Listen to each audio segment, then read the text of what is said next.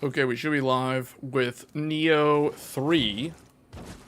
I wanted to do some multiplayer.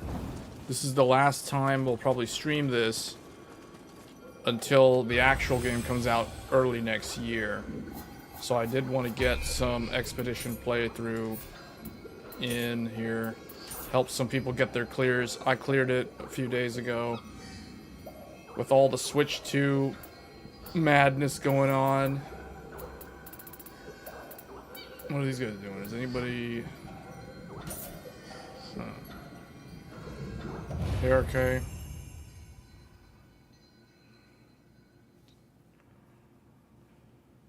So we're back to PlayStation 5 Pro. PlayStation 5 Pro is Vive... Like, I was talking with... I went to Best Buy the other day. And I ended up buying way too many Switch 2 accessories. Basically all of them, except for, like, one or two. I basically have, like, all of the accessories now for the Switch 2. And you know what? I blame...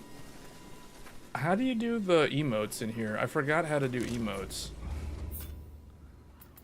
Are they not in this game or in this build?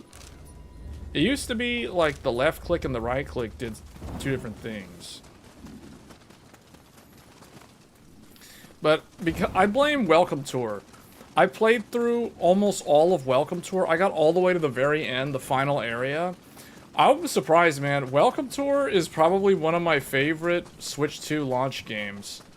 Maybe it's because it appeals to someone like me who is I'm very technical. So I really like that. Oh dear. Oh dear. Hold on. What? Oh, Mizuki's in here. That's like the first I've seen him.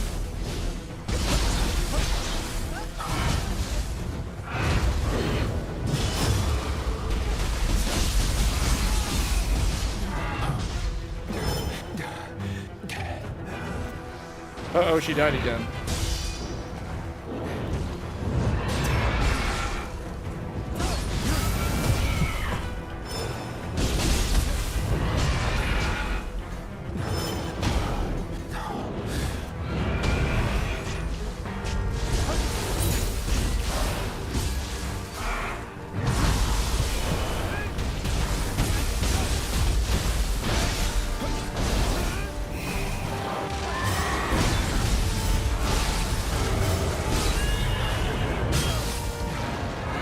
Oh, what's this? It's all dark. Okay, well, here we go. This is it. I'm the truth. I'm the truth. He grabbed me. I walked right into it. You pulled the trigger on parts of the new build.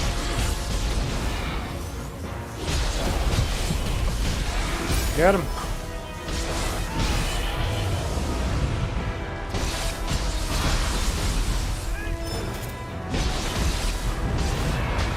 I'll hit him with fire. I'll hit him with poison. I'll hit him with poison.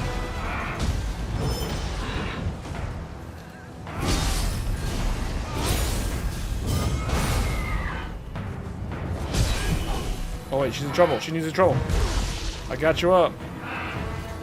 Please stop dying.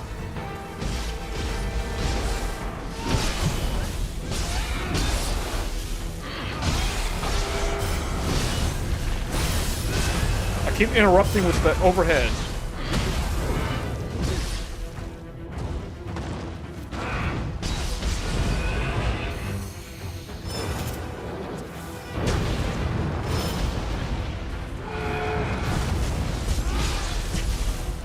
I didn't even know Mizuki was in here.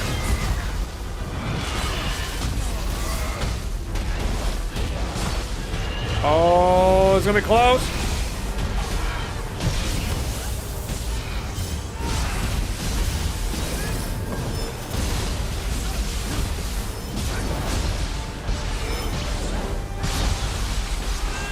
Got him. Got him. Oh, man, that was good. I didn't even know he was in here. Mizuki from Yu-Gi-Oh! Is in here. The classic zombie card. Wow. Incredible. I did not wait, where is this guy? He was like right here? I didn't know Mizuki was even here. Yeah, I'm gonna have a ton of fun with this game next year. I can already tell. Although this game, you know, I got so used to Night Rain recently. This game doesn't seem that fun to play solo.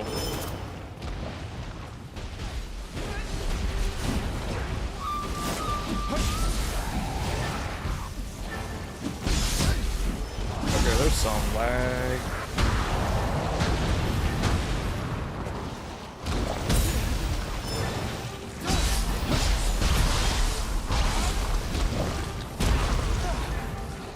Okay, I need healing.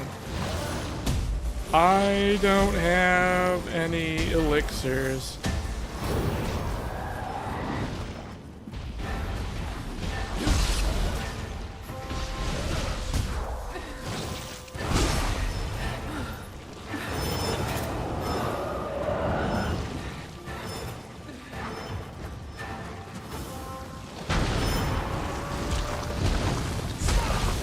I don't have any elixirs. Why is there a... Oh, yes. Guide him home. Heavy artillery.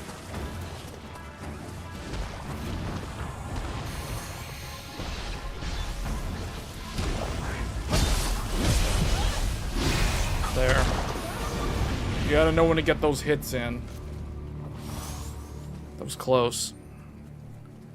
You pulled the trigger and got LG 45-inch, not the 5K, only 1440. Yeah, dude, 14. If you're gonna get a big screen, you gotta go 4K. The problem with large screens, if they're not high resolution, the text, like you said, the text doesn't look good. Once you go to 32 inches, basically 32 inches or larger must be 4K. Like, that's my rule of thumb. Like, I don't consider anything 1440p that's greater than 27 inches. I don't even like 27-inch 1440. I like 24-inch 1440.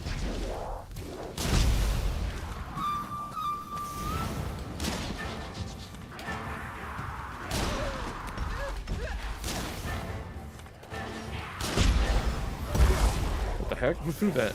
Someone threw something at me.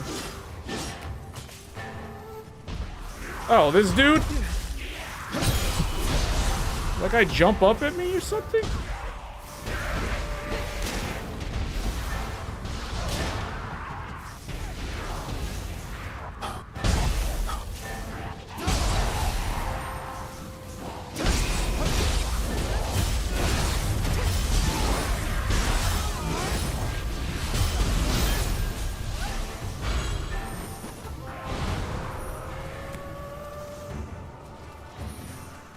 Use 32-inch 1440. Yeah, I could never do that. 32-inch 4K, the text looks really good on an OLED. Also, if you have an OLED, OLEDs have that non-standard pixel arrangement, so you have to be on 4K. Otherwise, they're not readable. Like, I can't stand 1440 OLED. For me, it's 4K OLED or, like, no OLED. It's that simple. It's like, the logic is very basic.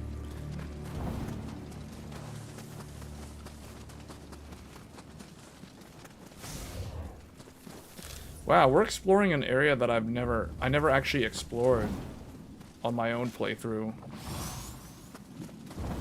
I don't know if we're going somewhere else or not. Let me see. There are so many action games that are available right now.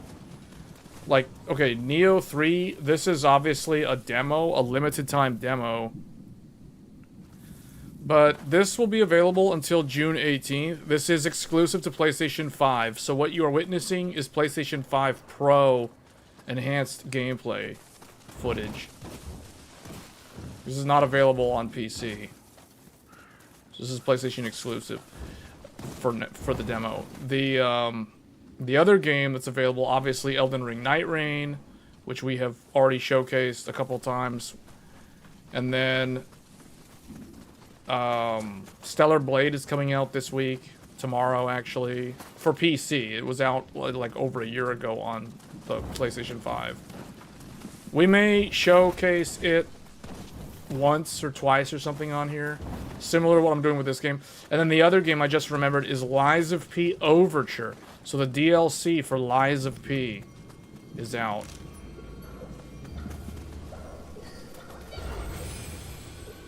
Oh, I still can't level up.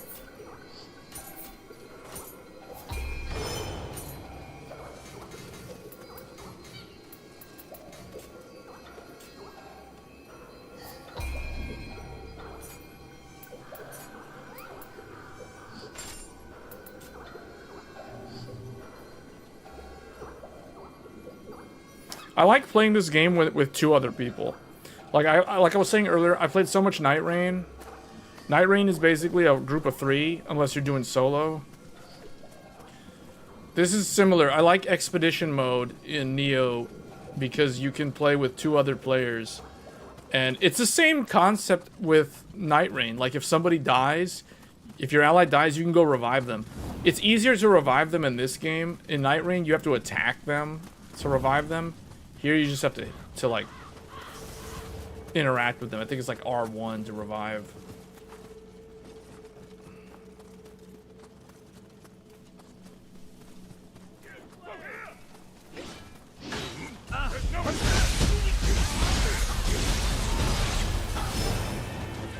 I mean, speaking of 32 inches, I'm playing this game right now on a 32-inch OLED 4K. This is that LG Ultra Gear that I got last year. This is currently my best monitor.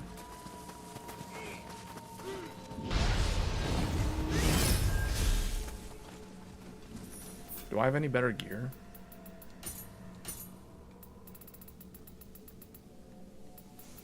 This looks like this is still the best one for now.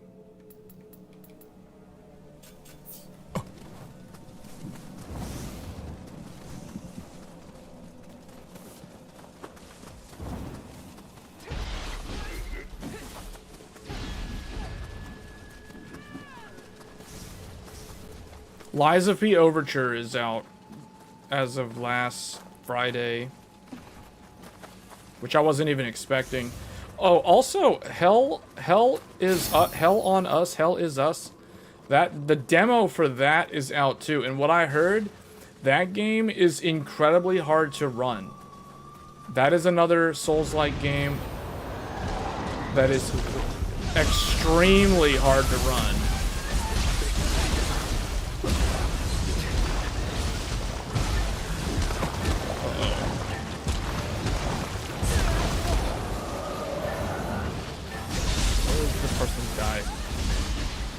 See, like, reviving them is easy.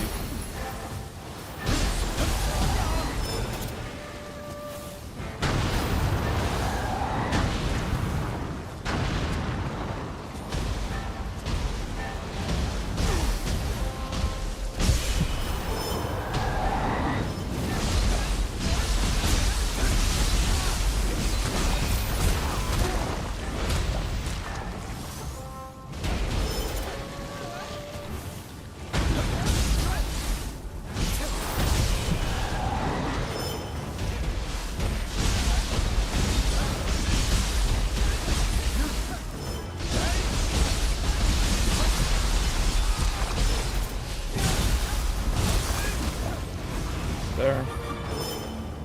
See, this game is so action-packed.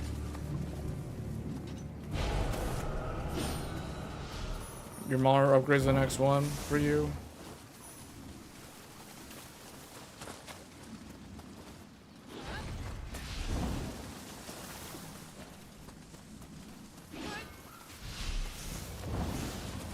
Anyone here a fan of Nioh? Nioh 1, Nioh 2, and now soon Nioh 3. Nioh 3, okay, I gave them feedback since this is a alpha test, beta testing, whatever you want to call it. I filled out the survey yesterday. I gave these guys a bunch of feedback because technically that's what you're supposed to do.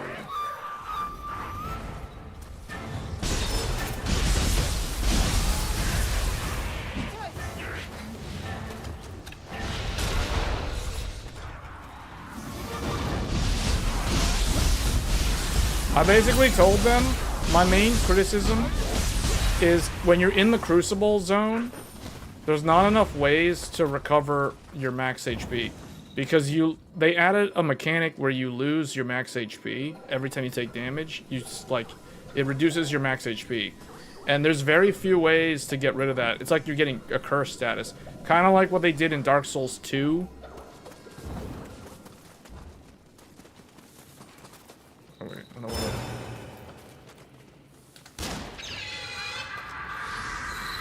like, this is new. They added this thing.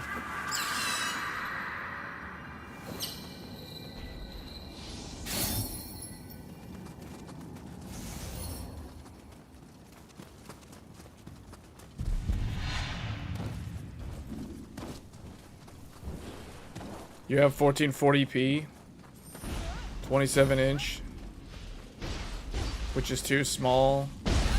See, I think that's too big. 27-inch 1440 is the maximum size. To me, that's like as big as it can possibly be. I prefer 24-inch 1440p.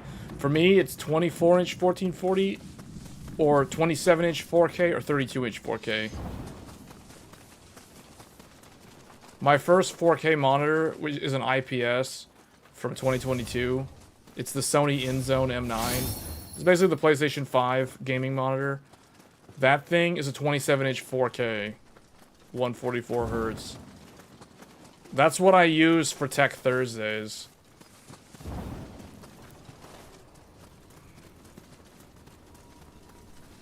So I'm so used to 27-inch 4K.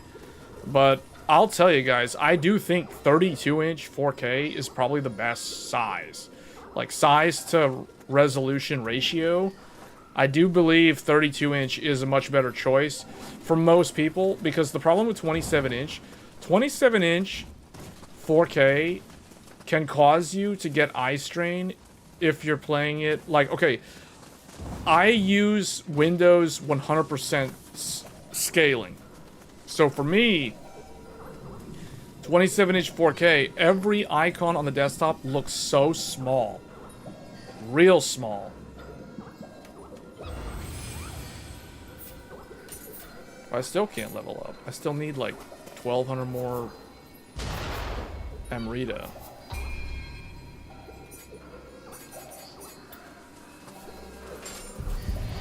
The heck? They brought this thing here?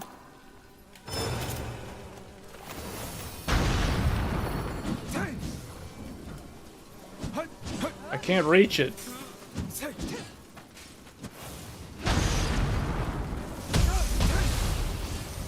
These things are so annoying. I need to get back my jutsu.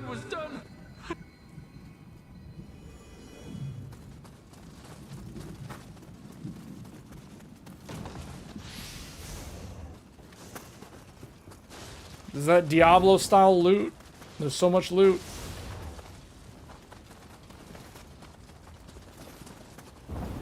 My main criticism was the Crucible system is not good. It needs some tweaking. There needs to be a way to, like, if you interact with a Jizo statue, you should get your entire HP bar back.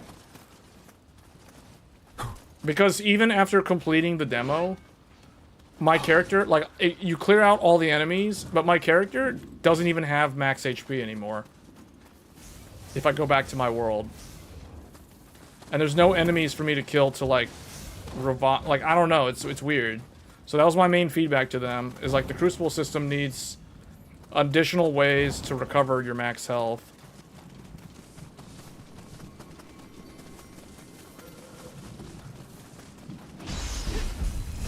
Why do they insist on attacking the wasp? Look at this. Look at that. Is that lag or what? It's like stuck in the air. This is another thing. Is this like a demo bug or something? Like literally, it's a demo bug. It's a bug in the demo. Get it to wasp.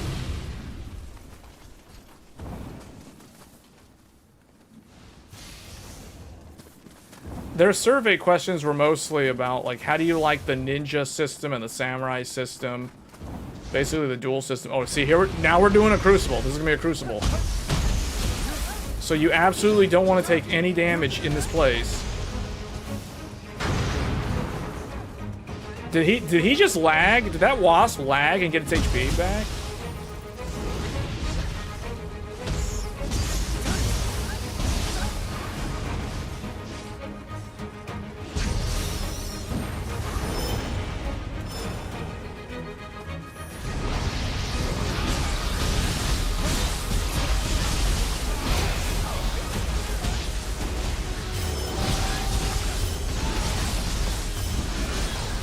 Man, Odachi with the spirit thing, just cleave them. This is vertical, cleave them. Like a vertical attack in Soul Calibur 2. That's what it's all about.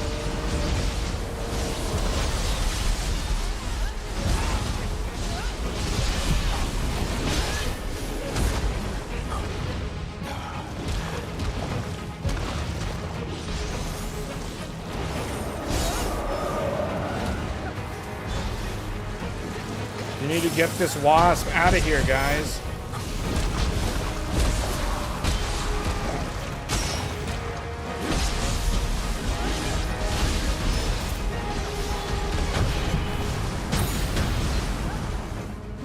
Somebody died? Oh.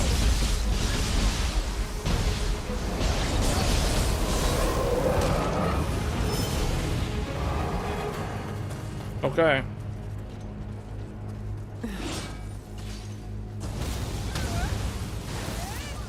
9950 X3D in the AI top.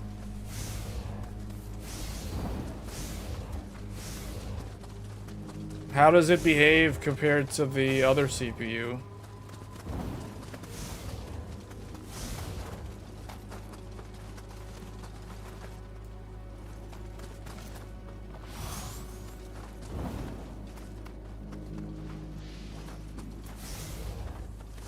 can finally level up.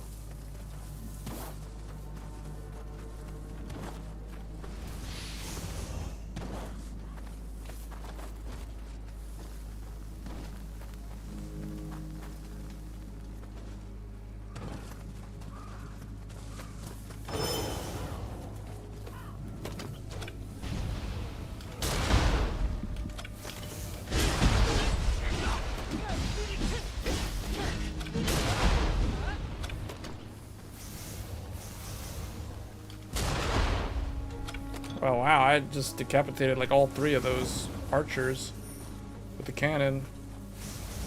What the hell is this? Medicine? Damn. And here I thought it was something valuable. Hey! You got my medicine back! Thank you so much! I had it made to help cure my wife's illness. Please, could you take it to my wife? You can find my house near the rice terraces north of the post town. Hey! You got my medicine back! Thank you so much! Why is it repeating the dialogue? To help cure my wife's illness. Please, could you take it to my wife? You can find my house near the rice terraces north of the post town. Does it get another skill? Or a stamina? Let's get stamina. You have eyesight issues that requires like 42 inch to see better? How far away is your display though?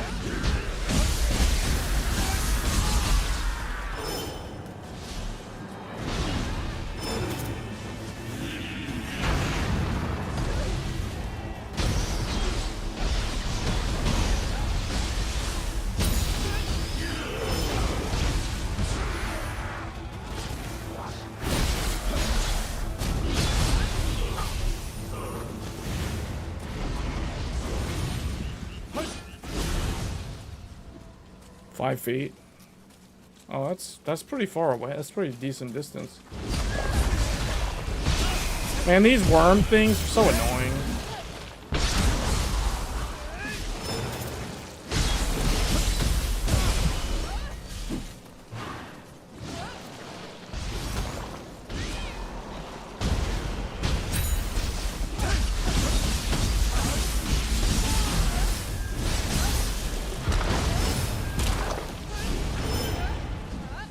The transforming thing is kind of interesting.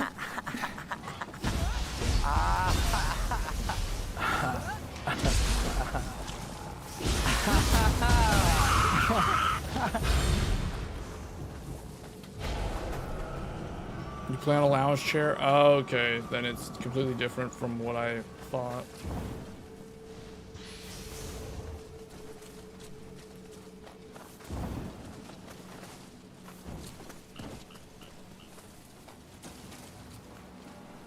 There's some, oh, I was like, there's a yokai there, like, rice farming.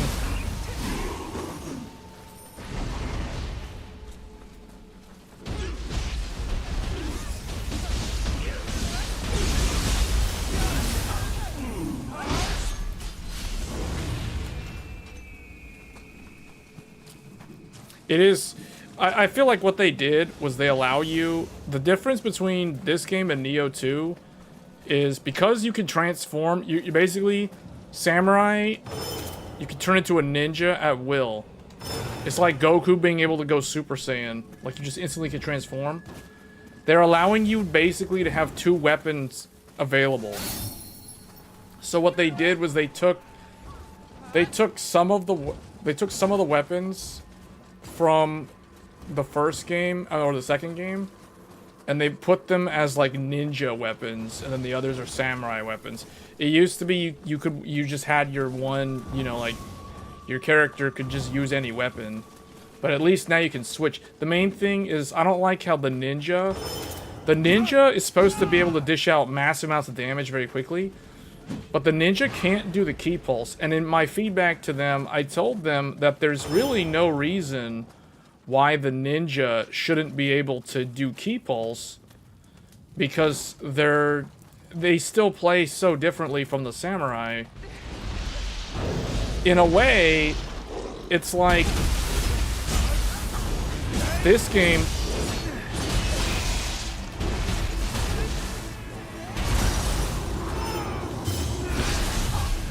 This game is kind of like, it's like Assassin's Creed Shadows, except Yasuke and whatever her name was are basically one character. Because in that game, you had the ninja girl and you had the samurai guy. Now, it's like you have the samurai and the ninja in one character. That's basically what it feels like to me. It's like it's basically Assassin's Creed Shadows, only you don't have to switch between characters. It's like one character has both roles now. And the action in this game is like way over the top, and the game is way harder than Assassin's Creed Shadows.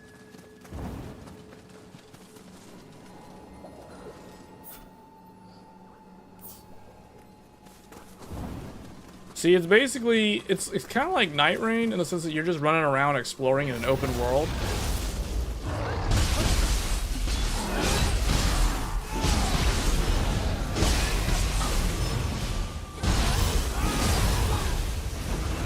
Just cut these yokai up.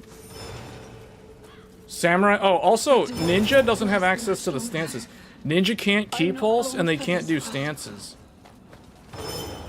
Like, Samurai has your typical low stance, mid stance, high stance. Stay safe, my love. No! Why? Why?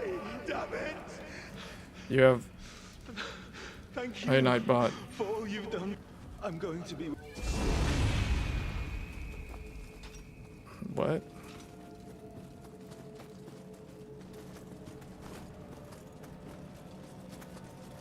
Okay, so let's go and actually, do they want to kill those things?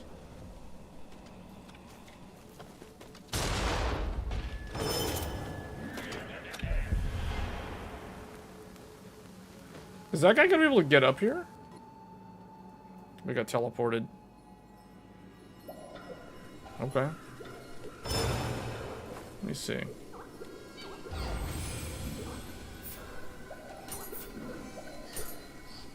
Skill management. I unlocked dodging. Oh wait, so you got common skills, samurai skills, and ninja skills. Apparently, I unlocked dodging.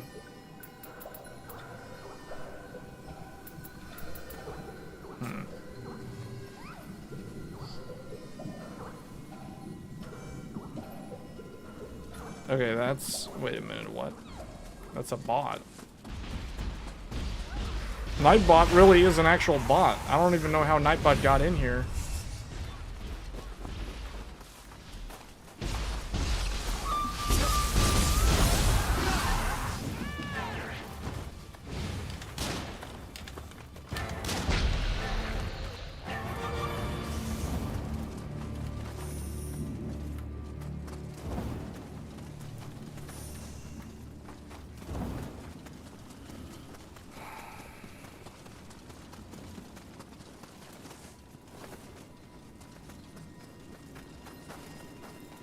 How much emerald do I have?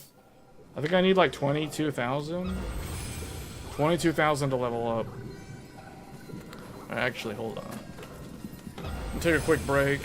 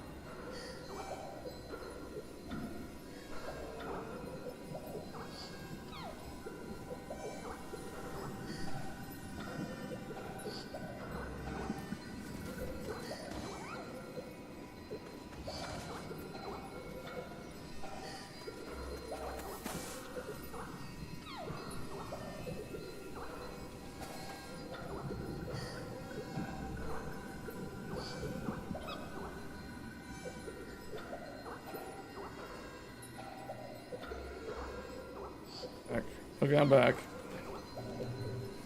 Alright.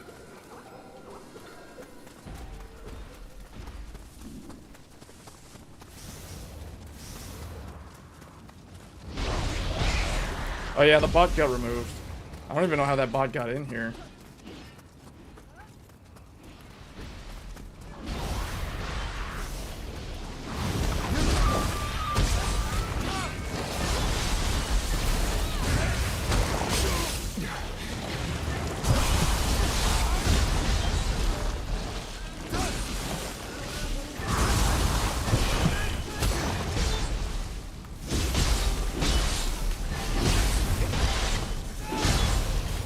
Not sure what... Oh, this person got KO'd again. I think the host is actually new to the series. The host has died a lot. What is this? Face the Blood Edge Demon. Don't activate that yet. Get rid of this stuff first.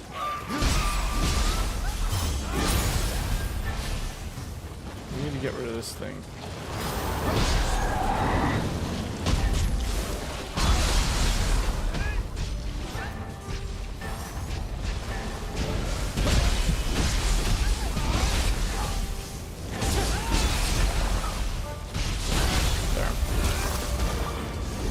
Okay.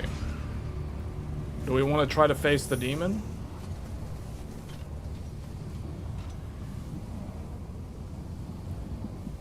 I guess they don't.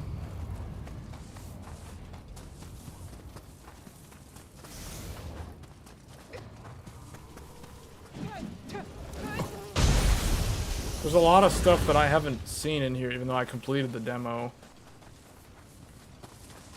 But see, I actually find the game much more enjoyable to play with other people like this. Like when you're playing with like two others,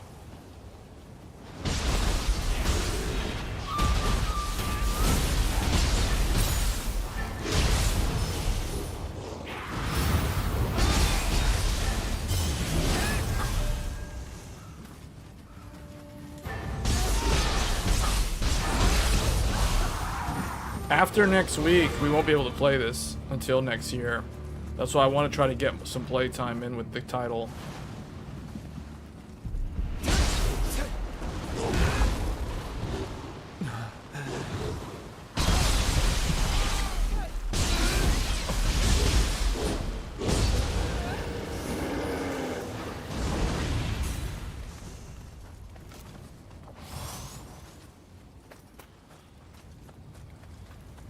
Are we gonna do this thing now?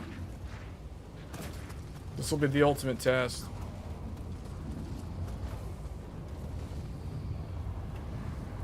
They don't want to do it?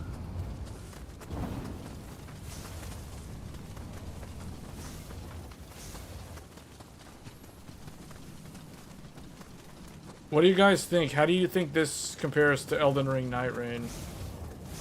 It's similar gameplay style. You can team up with up to 2 others. You can progress through the entire story with 2 other people. Like, you can literally play from start to finish until the credits roll with 2 other people in this game. That's the nice about Expedition. It does scale up the enemy's HP.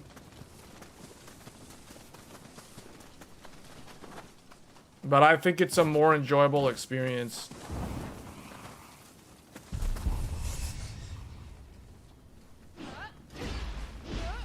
How come I can't? Okay. That AI is bugged. That AI was definitely bugged. He wasn't even fighting back. He wasn't even letting me do the back stab.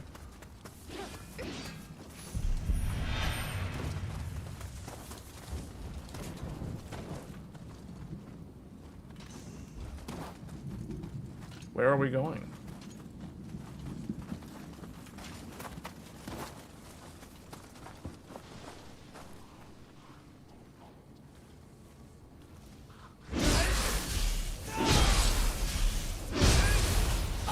The AI is not behaving correctly. It's like they're not reacting.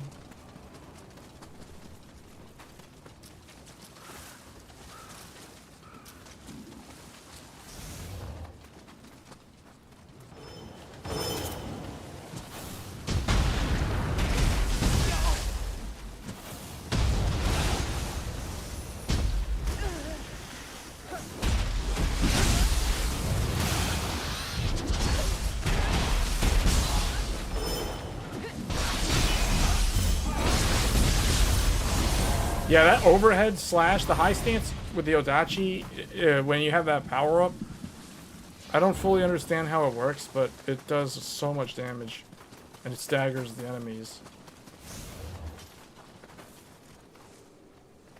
Oh, there's a big enemy right here. Let's go.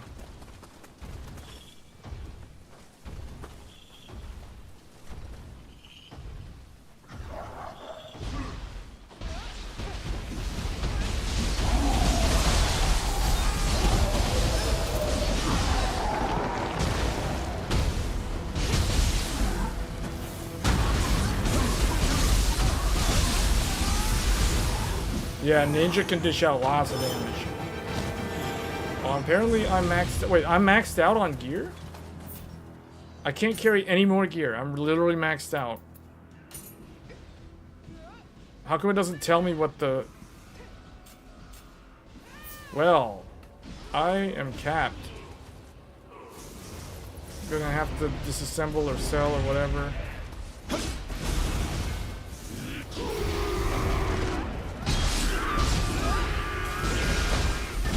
I can't pick up any of this stuff.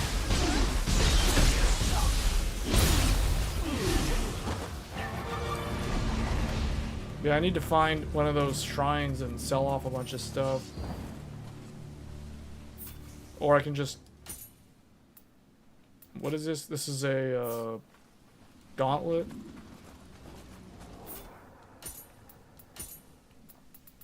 I can throw away some low-level stuff.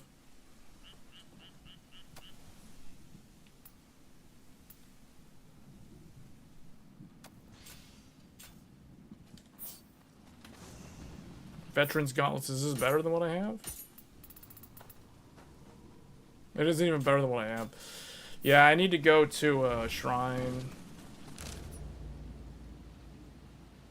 There's something here.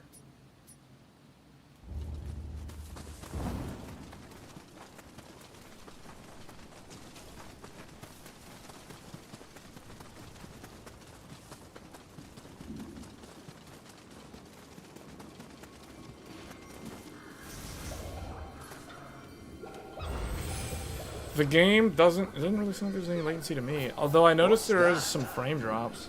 Looks like a flying ball? How do I sell off a bunch of stuff?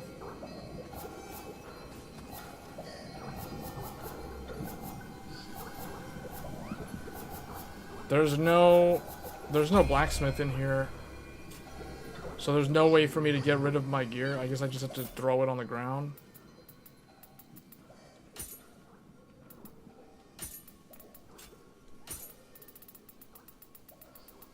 Surely by now I would have gotten a better helmet.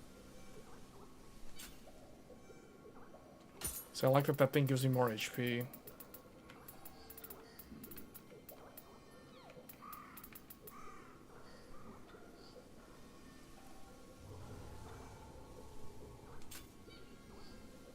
Maybe that one is better.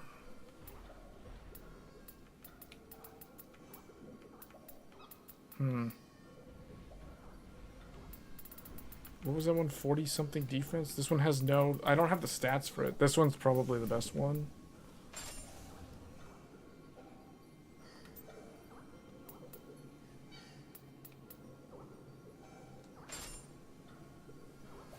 This is level 13. Oh, no, that's still better. Those reprobates who seek to profit from such hard times will be judged by the gods.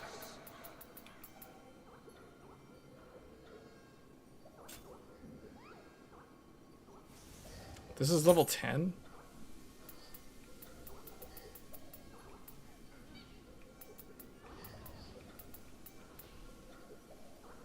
I guess this is better. I need to dump all my, like, non...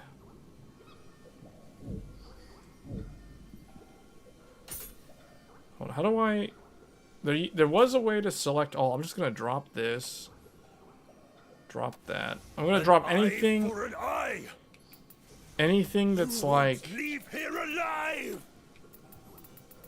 Not yellow or blue. I'm just gonna throw it on the ground.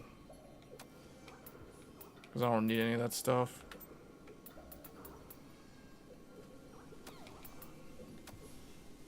There's no way to get rid of the gear. Damn it all! This isn't how.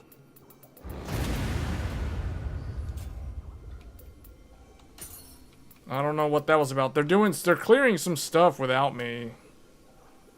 This is level 1.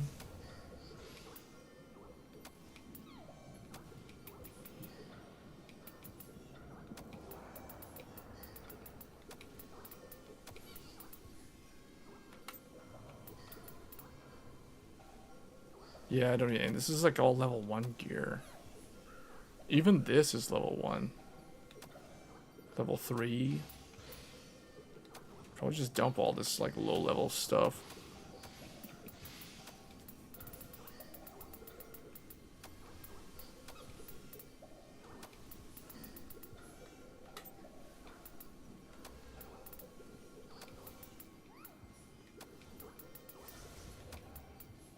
Because there's no way for me to sell it. There's no vendor to sell it to, as far as I know. Look at this. I just dumped all this gear on the ground. Look at all that.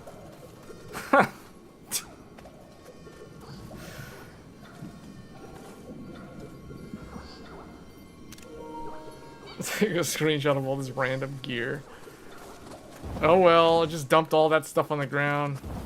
Alright, let me go see. Where are they? Oh, they're like over there. If anybody, if they want that, some of that stuff, they can have all that. I don't care. It's like I don't need any of that stuff.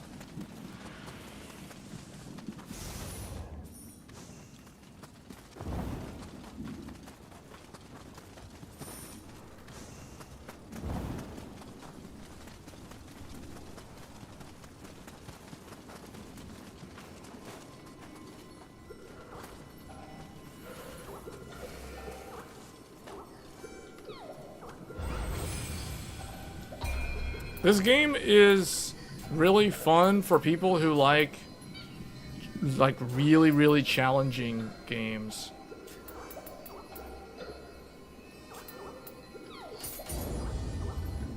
don't like challenging games, really punishing games, you're probably not gonna like this. Because this game is hard. This is actually harder than Elden Ring. This game is significantly harder than Elden Ring. Now, what I was thinking of is like, what's harder, this or Lies of P? Lies of P is really hard. But Lies of P is hard because they make it hard. They make it annoying with the... They want you to do parry-based combat.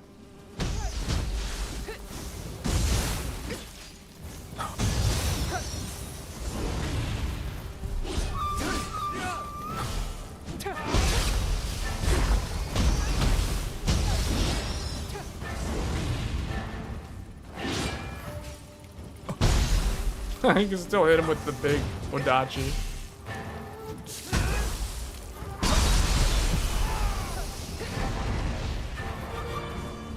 And I'm picking up more junk.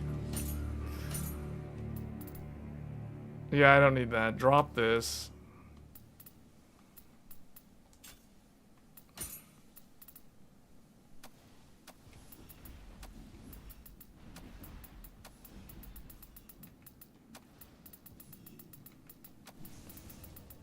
I don't need any of these, like, common ones.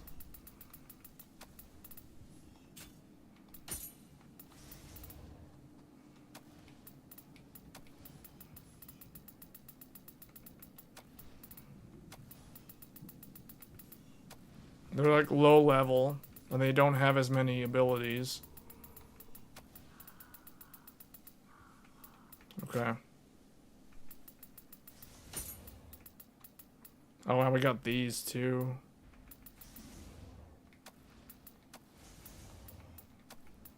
I just assume if it's common, it's not gonna be as good as the other ones. Look, there's like a whole bunch more of stuff that I don't need. I'm surprised that there's no blacksmith in the demo.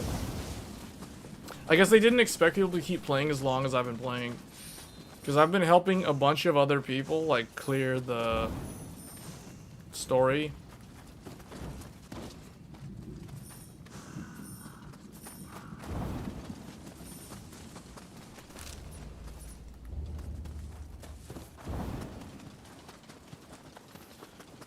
You would include in the report that dumping gear should be changed in the game. Well, you're not supposed to do it that way. It's just they don't have the blacksmith in the demo. Normally, I would go to the blacksmith and I would have them disassemble it for gold. Or, no, the blacksmith can turn it into metal so you can use to level up your other gear that you actually want. Or you can just sell it to the blacksmith for money. That's usually what you do. You just select all and just do that.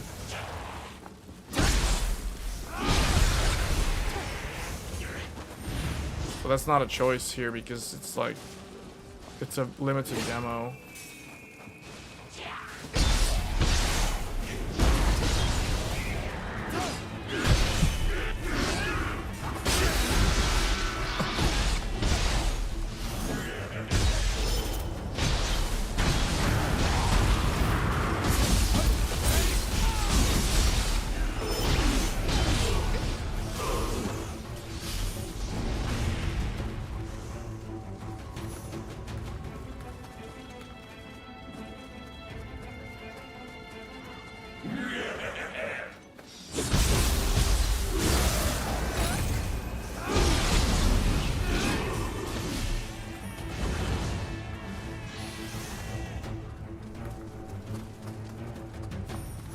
Is this guy gonna do a crucible? This guy's going for the crucible.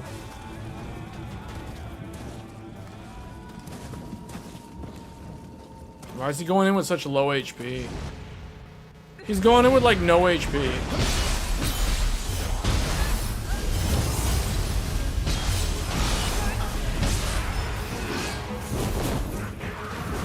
You just basically gotta play as a samurai version of OE1 Kenobi. Maybe he's going for like one of those weird builds where he's just like, you have increased attack at low HP.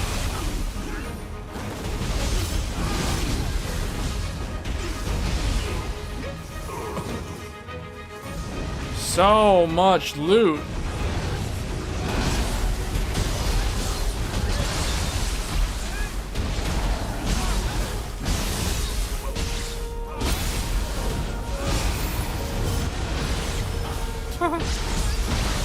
Oh man, this guy's getting slashed up. Yokai in this game feel more balanced than in the previous one. Yokai in here, it's easier to like mess them up unless you're in the Crucible. If you're in the well, we were actually in a mini Crucible just now. This red rock. There's something strange about. It's a yokai! Can we level up? No. Oh, I need to like dump more gear. Actually, hold on a second. Can I just make an offering? Maybe I can offer my gear to the Kodama.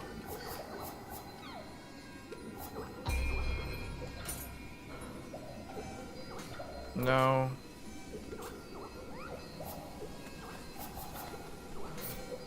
Yeah, if Battle Scroll's not available. Manage Soul Cores?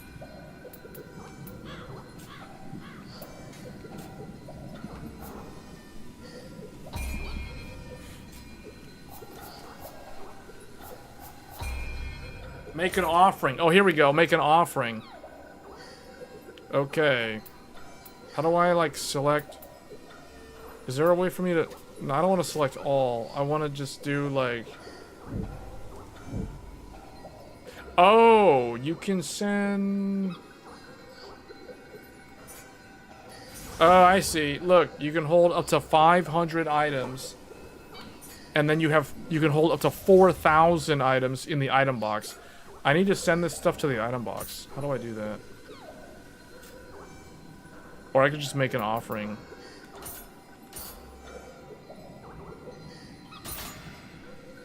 Yeah, I could just make an offering. How do I select?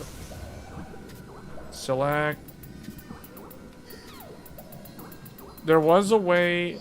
They're missing a bunch of stuff. Like, there was a way to, like, select all.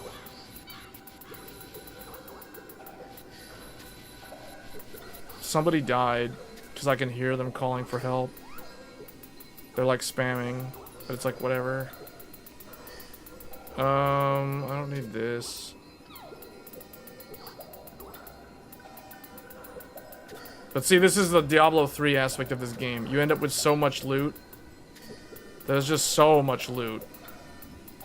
So you end up spending a bunch of time in the menus doing what I call inventory management. This is like a key aspect of this game.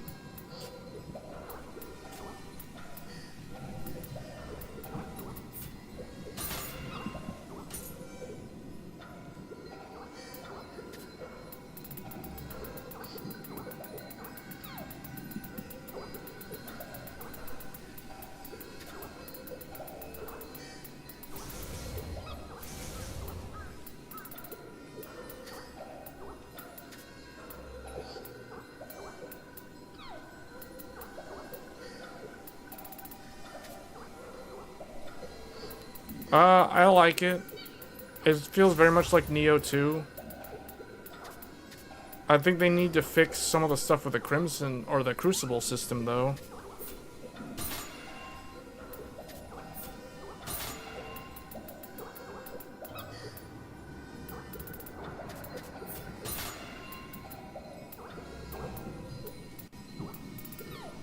What's all this air stuff? Is this like my starting gear? I think that's my starting Shinobi gear.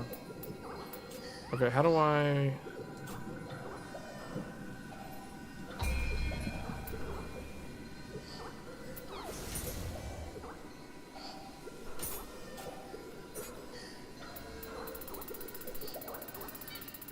How do I send this stuff to... Maybe you can't use... I guess you can't use the storehouse. No, I must be hearing things.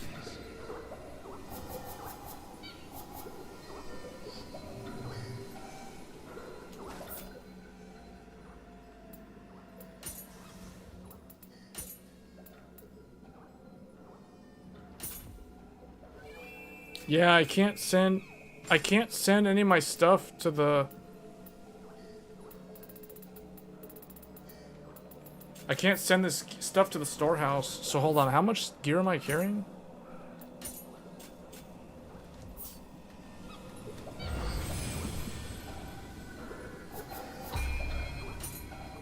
$421 pieces of gear.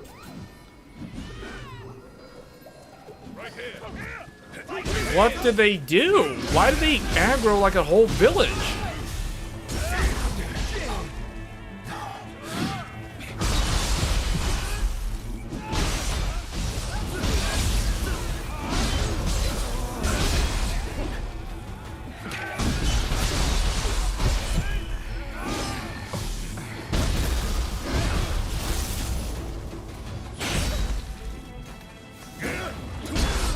Oh, now I don't.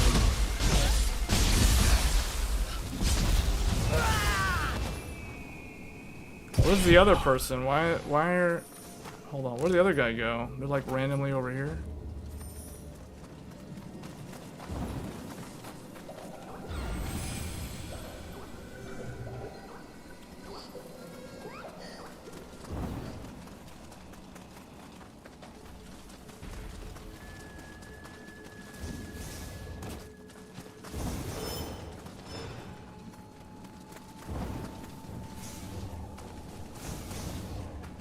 Anyone played Liza P. Overture yet? Besides the short 2 hours that I showed on Saturday?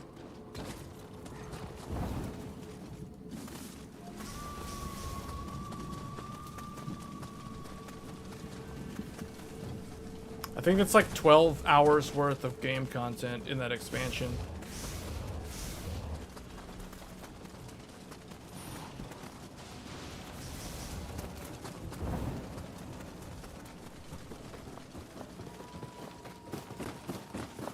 Yeah, the game does stutter a little bit. I noticed there's traversal stutter when traveling pretty far on the map.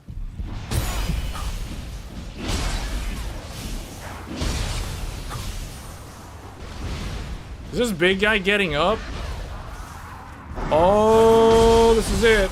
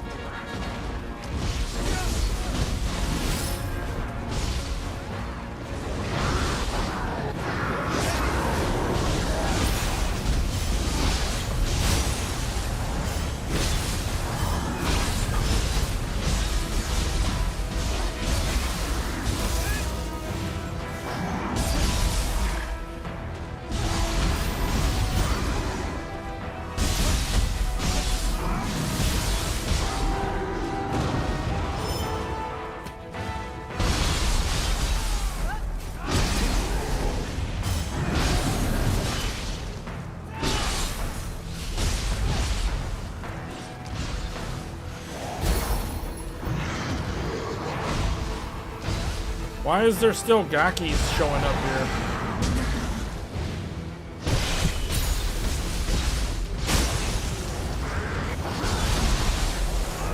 He's gonna fall backwards. He's gonna fall backwards.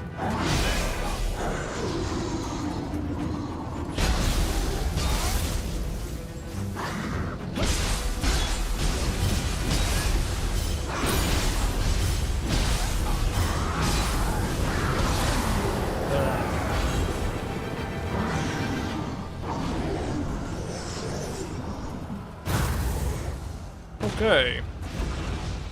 That was the big guy. I don't know where the other guy is. He's like AFK or something.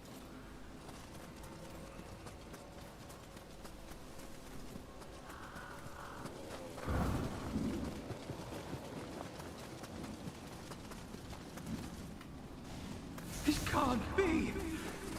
Is this truly the castle town?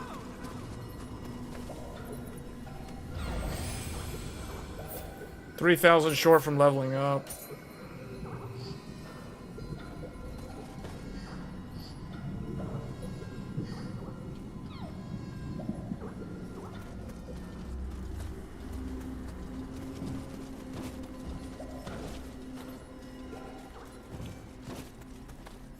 I'm trying to think, like, for this month,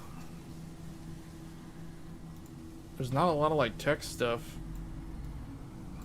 9060 XT, was that this month or was that last month? I forget already. Oh no, it was last week.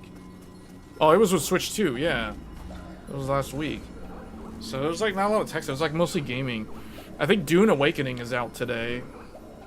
For those of you that are going to try that game, I'm going to pass on that because that is basically an MMO live service game, and those are like massive, massive times. Oh boy, I should not have walked into the lava.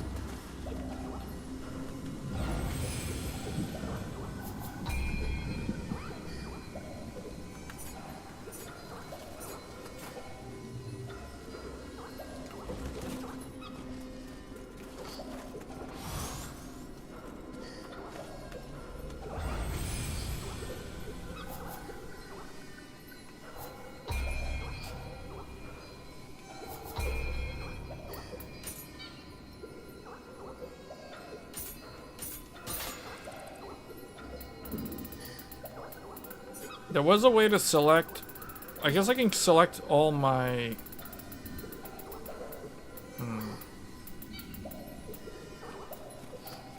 Is there a way to like select based off of level? I don't know. There's really not much of a reason to hold on to all of this though.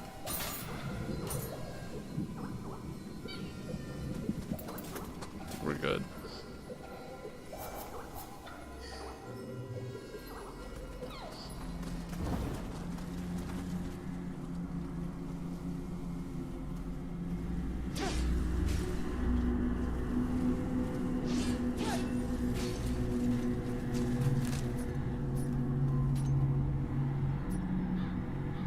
That's the host? Oh, the host is the one who's AFK?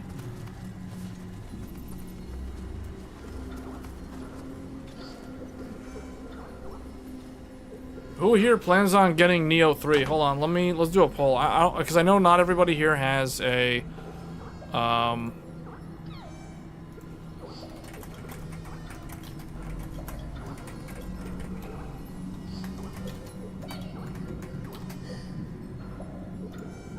not everybody here has a PS5, so they can't experience this.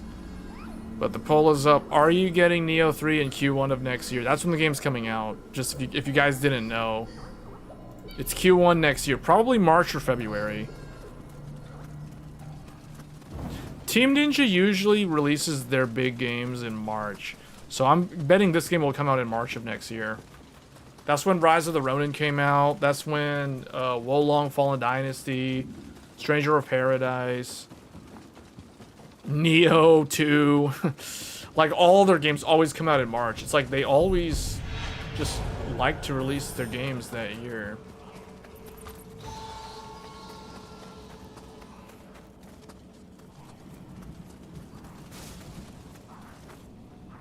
Okay, I think the host is AFK. I'm gonna have to probably leave this session and go to a different one. So far, 3 people voted. 1 person said yes. Where is this guy?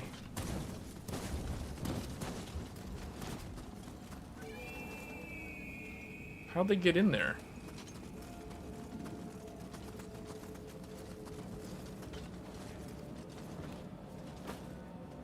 Oh.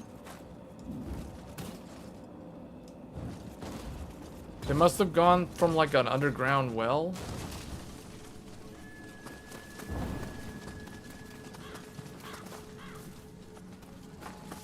Oh, from here.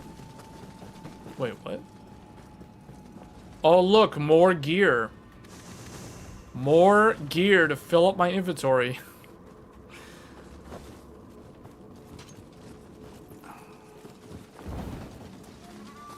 You'll get it when it's on Steam.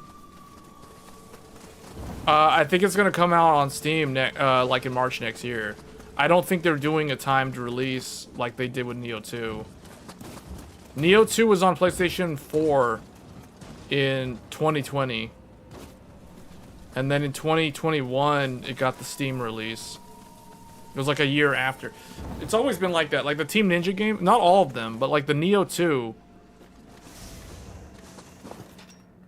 Wait, why is this? What the heck? Okay, this is bugged, man. That was not open and the loot was already out. And I think this guy's bugged. I'm leaving the session. I'm done. I'm going to a different session. This is stupid. How do I get out of here? How do I get out of the session? Oh, online menu. I'm out. Wait, what if I warp to host? The host isn't even, like, here.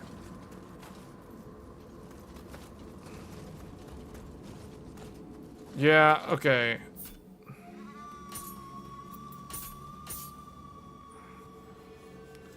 You're getting Nioh 3 day 1?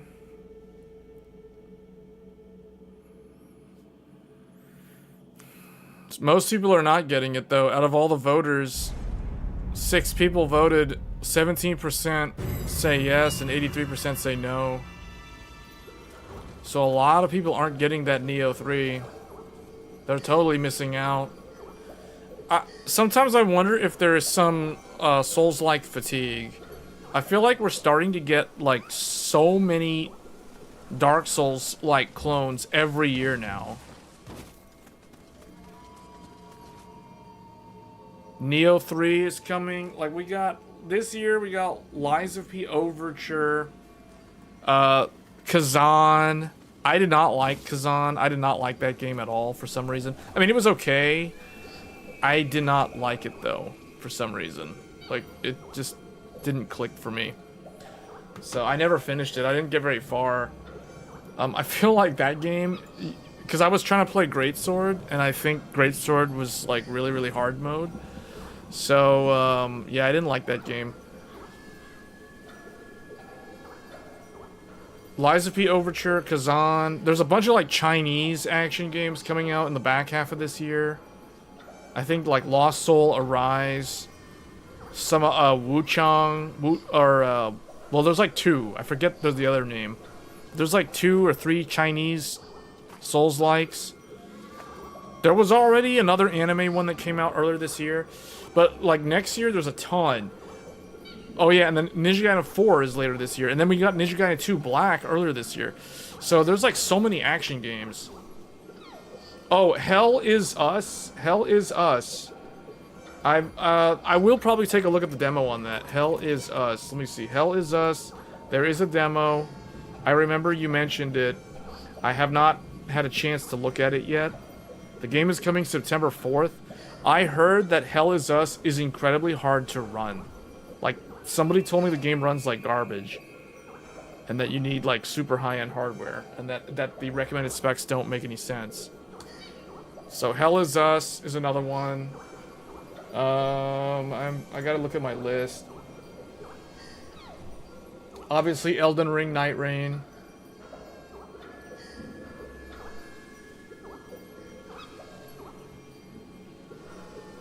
I mean, Monster Hunter Wild is kind of action game, but no, not really. I wouldn't consider it like these type of games.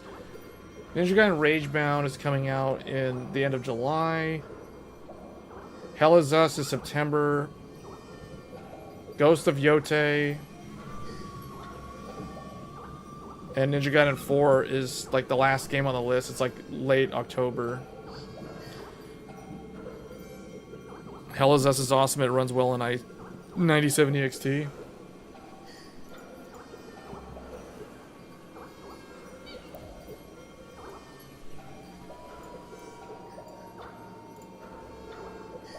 Okay.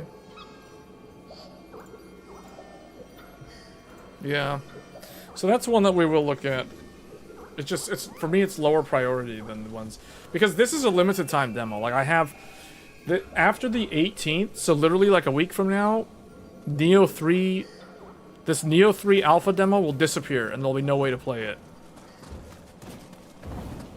So that's why I'm trying to get some playtime in now.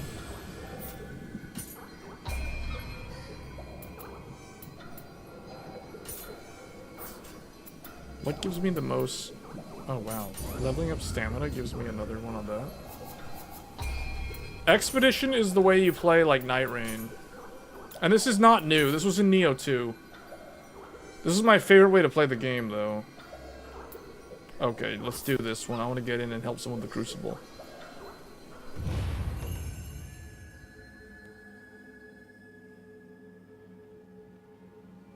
You're talking about Hell Is Us? How does it compare to Lost Berserker Kazan in terms of difficulty? Because I thought that game was stupidly difficult for no reason other than to be annoying. And that's why I didn't like it. And I thought the battlefield. Basically what I'm saying is if Hell Is Us plays like Berserker, I'm not gonna like it. War is a paradise. Oh wait, there's only one dude in here? Hell Is Us is way easier than... Oh, that's good, actually. That's good. I don't like games that are difficult, like tedious difficulty. I consider Berserker tedious difficulty. Lies of P is also somewhat tedious difficulty. And that's not a good thing, in my mind. And that's why those games have difficulty levels. The reason why Night Rain, Elden Ring, and those type of games don't have difficulty levels is because they don't need difficulty levels. Because they have fair challenge. Games like Kazan and Lies of P are hard for the sake of being annoying. And that's kind of a problem. And that hurts their playability. And their appeal. Oh, whoa, what the? How do I have, like, no ninjutsu? Like, how am I at 0 on my Nimpo? Alright, well, we'll just have to play it this way. Okay, apparently I'm tanking him because I'm doing the parrying.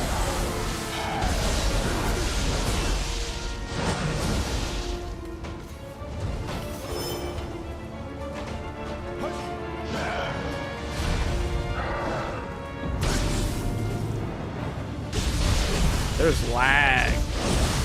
The host is lagging me so bad right now. It's like so much delay.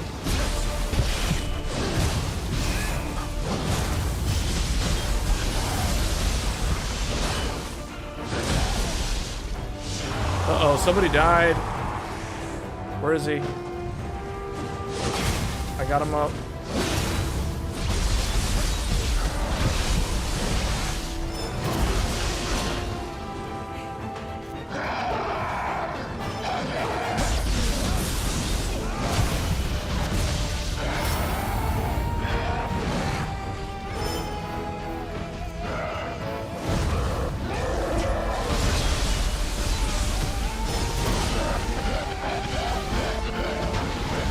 Keep interrupting him, keep interrupting him.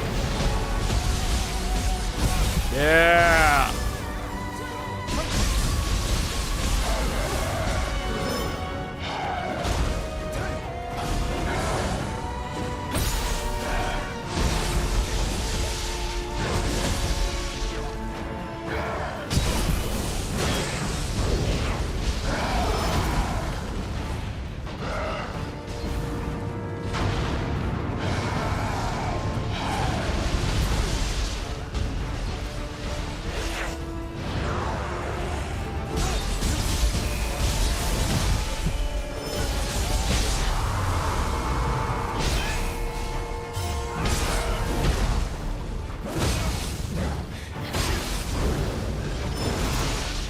Oh, he got me good.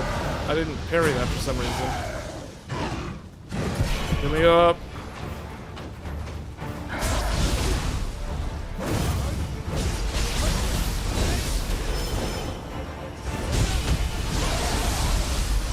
got him. Almost.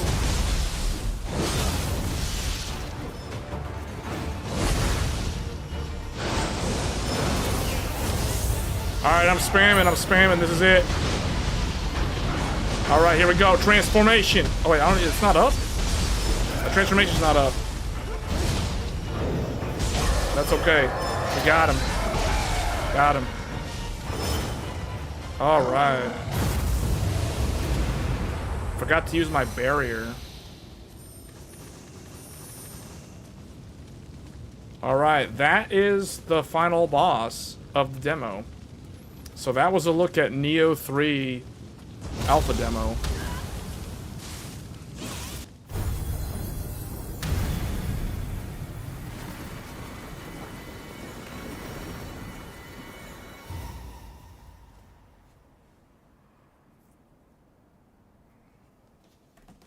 Very good.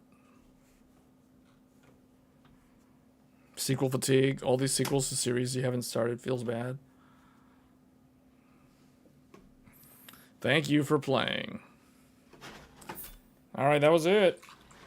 Clear data has been saved. I'm guessing, so next year, like if I get the PlayStation 5 version of this, I don't know if I'm going to or not, but if I do, I get special, probably some extra special thing or whatever for participating in this. I mean, it's the same thing with what Monster Hunter did.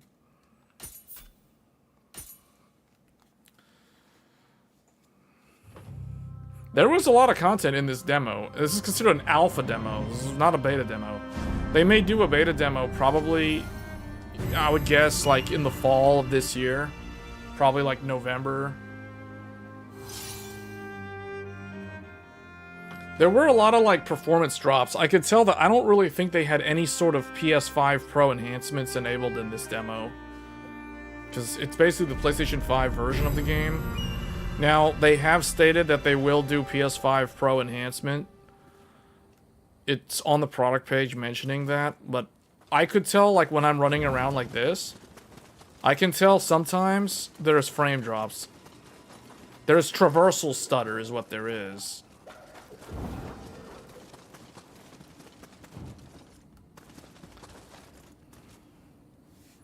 This game is pretty good, though. Like, this game...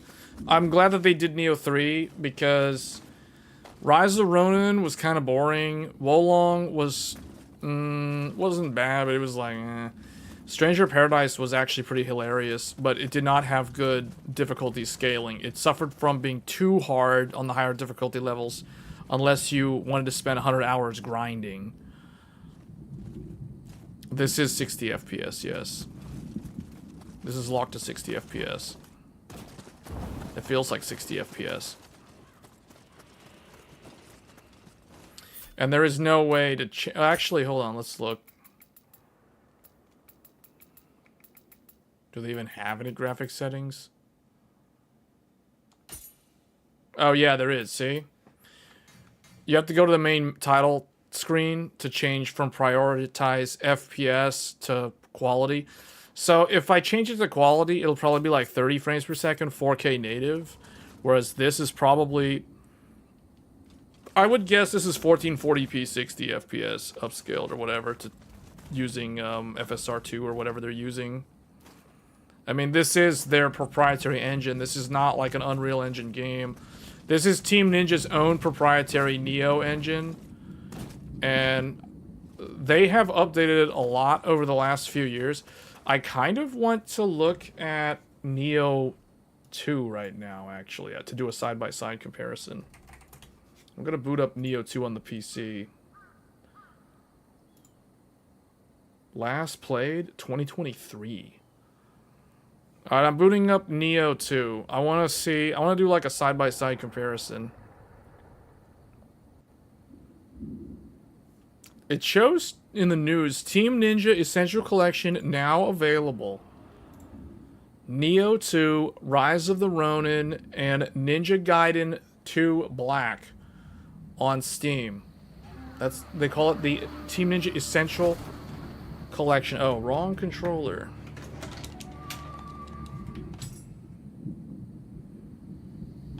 The Game is not even running at 4K. I don't even have it set up correctly. Hold on. Game. Display settings. Yeah, it's 1440 for some reason. Okay, because I haven't played it in so long. 4K. Borderless.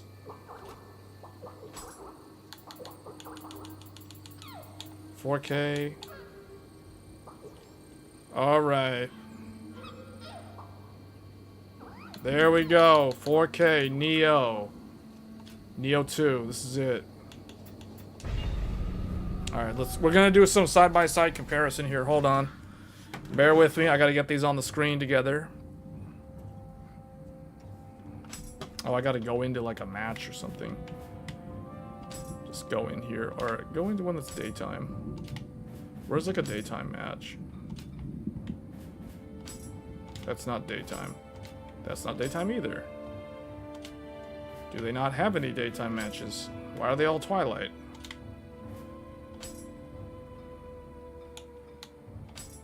Let's go in this one.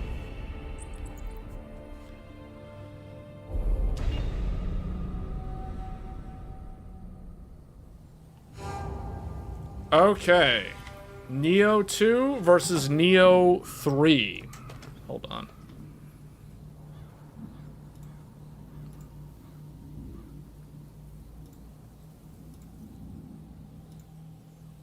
Here's Nioh 2.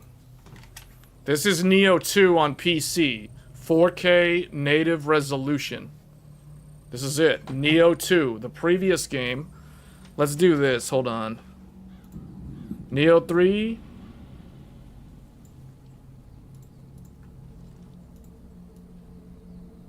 We'll do Nioh 3 on the right and Nioh 1 on the left. Or Nioh 2 on the left, Nioh 3 on the right. Why is the HUD like that? This is not a good comparison. Hold on. I gotta move this guy like over here. Yeah, there we go. And then I gotta move this one. How am I gonna get this character to be? I guess I'll get him like this or that.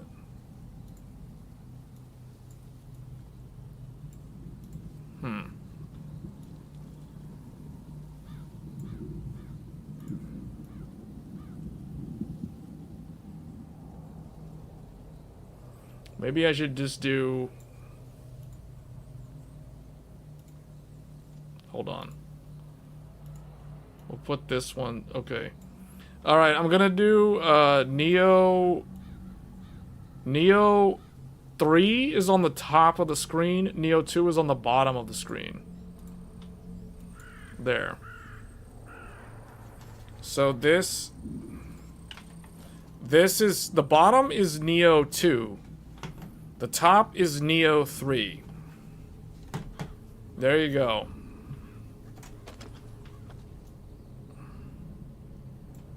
I've locked Nioh 2 to 60 FPS, just so we get an apples-to-apples comparison.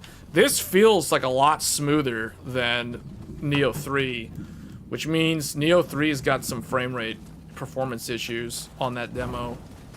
Yeah, this feels choppier. The frame latency on the PlayStation 5 Nioh 3 demo feels more like not good, not smooth. Nioh 2... Hold on, I gotta see the actual... So, on the OLED, I'll tell you guys, Nioh 3 looks better, but that might just be because of the time of day lighting. Nioh 3 has better, shadows, I can tell you that. Nioh 3's got way better shadows. Look at the ground. Look at the tessellation. Remember, Nioh 3 is utilizing all of their updates to their engine that Rise of the Ronin featured. And Rise of the Ronin is very hard to run on PC. Rise of the Ronin is like one of the hardest games to run on PC right now. Unless they patched it. They nerfed the performance and the memory usage several times. But if you tried playing Rise of the Ronin back in March on the PC at launch, if you had any GPU that had less than 16 gigs of VRAM, you couldn't even run the game. It was like a stutter fest if you tried to run the game on ultra settings. So Nioh 3 definitely looks better than Nioh 2, but Nioh 3 has a much. It has more, I guess the polygon. Oh, I don't know. It's not polygon density because that's pixel density. It's more like the shadows. Shadow resolution is much higher on Nioh 3. Now let me go look at Nioh 2. Nioh 2, let me see if I can find an area where there's they changed the way running. Oh yeah, they're using like a okay. Man, Nioh 3 copied Night Rain in terms of the running. Nioh 2 is using the A button to run. I completely forgot about that. All right, let's go to where there's better lighting. Okay, here we go. Okay, here we are in the Nioh 2 lighting. Nioh 2 versus Nioh 3. I gotta look at this actually on here.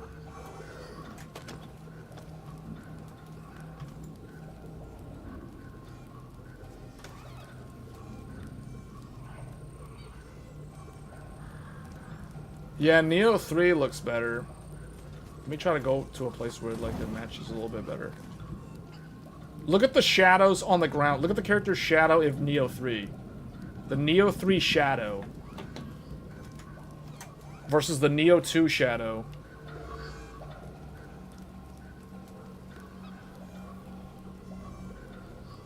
To be honest, the differences are actually quite subtle. But I can tell the overall global shadows on Nioh 3 is definitely better. Shadows look better on Nioh 2. I don't think so. I think shadows on Nioh 3 look better.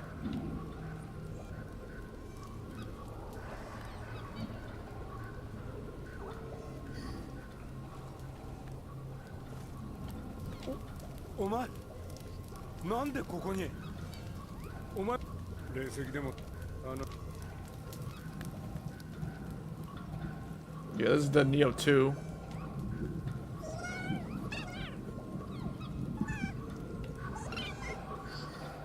Nioh 2.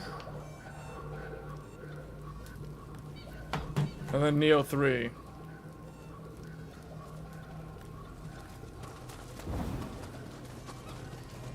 Hold on, what happens? Let me, let's warp to a different area.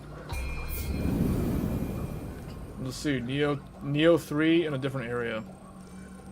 Let's try to get, like, a different time of day. Okay, here we go. Okay.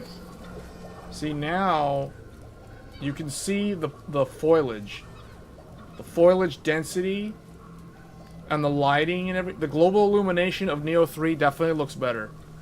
Anyone who's played Rise of the Ronin knows that this game looks like Rise of the Ronin without the lame Rise of the Ronin gameplay loop. So that's Nioh 3. Let's go try to find some foliage of Nioh 2. Nioh 2 foliage. Look at the Nioh 2 foliage. Look at that. They're using dithering and object culling. See that? See how the grass just kind of disappears? As I walk through the grass, look at that. It just starts disappearing. It's like she's mowing the grass by walking on it. See that? Look at that. Look at the dithering effect. See that dither? It's like you can see like a checkerboard grid. This is definitely... Okay, here's the thing, guys. There's no way Nioh 2 looks better than Nioh 3. You know why? Nioh 2 is a PS4 game. This is a port of a PS4 game on Steam. That's Nioh 2. Nioh 3 is native, like, PS5 developed, using the Rise of the Ronin style engine. So obviously Nioh 3 is going to look next gen by comparison. You can tell by the global illumination and the shadows. Look at the shadows of the plants. The tree shadows being cast on the dirt ground right there. The character's shadow. The tessellation looks better. And the foliage doesn't dither. Actually, there is a little bit of dithering. But notice the density of the foliage compared to the way it renders and behaves in Nioh 2. Look at that. It's just kind of like... It's like mowing the grass. It all just dithers and disappears as you get close to it. That's because of PlayStation 4 limitations. Even though this is the PC Steam version, the fundamental way that the engine behaves is not going to change, even if you're on super high-end hardware. So this shows you like PS4 style technology from Team Ninja versus PS5 style technology from Team Ninja. So yeah, definitely Nioh 3. Nioh 3 also has that Elden Ring Night Rain style running. They have the Elden Ring Night Rain dash. You can just run. Because it's open world. Nioh 2 does not have that. Nioh 2 has your regular jogging. You know what I'm saying? You forgot to mention you did custom water cool. Everything's amazing. Only issue is 48 gigabyte 8000 isn't stable to Expo. What motherboard?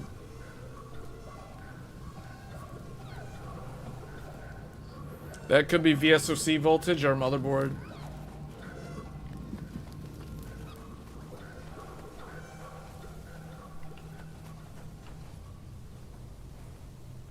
Oh, Hero? Oh, then it should work. No, it should work with that motherboard. We've showcased... is it the same RAM that I have? Is it the exact same G-Skill kit? Because if it's the G-Skill kit, it should work. If it's some other kit, then I don't know what to tell you. Yeah, Nioh 2, man, is still OG classic. Nioh 2 looks so good.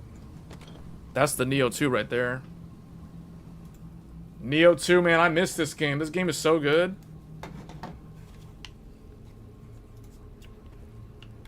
Nioh 2. One of the legendary games of the PlayStation 4 era. This game came out at the beginning of the pandemic on the PlayStation 4. It was PlayStation 4 exclusive. Still holds up to this day real well. But, okay, one of the things that's different from Nioh 3, in this game, you have your one weapon, and you have your one ranged weapon. That's what you had in Nioh 2. If you wanted to change... Oh, that's how you do that, okay. So, in here, if you wanted to change... you'd have to equip a different one. There was no, like, secondary weapon that you can swap to. But it had your typical low stance, mid stance, high stance, you know, all that stuff applies. In Nioh 3, if we go to Nioh 3 now,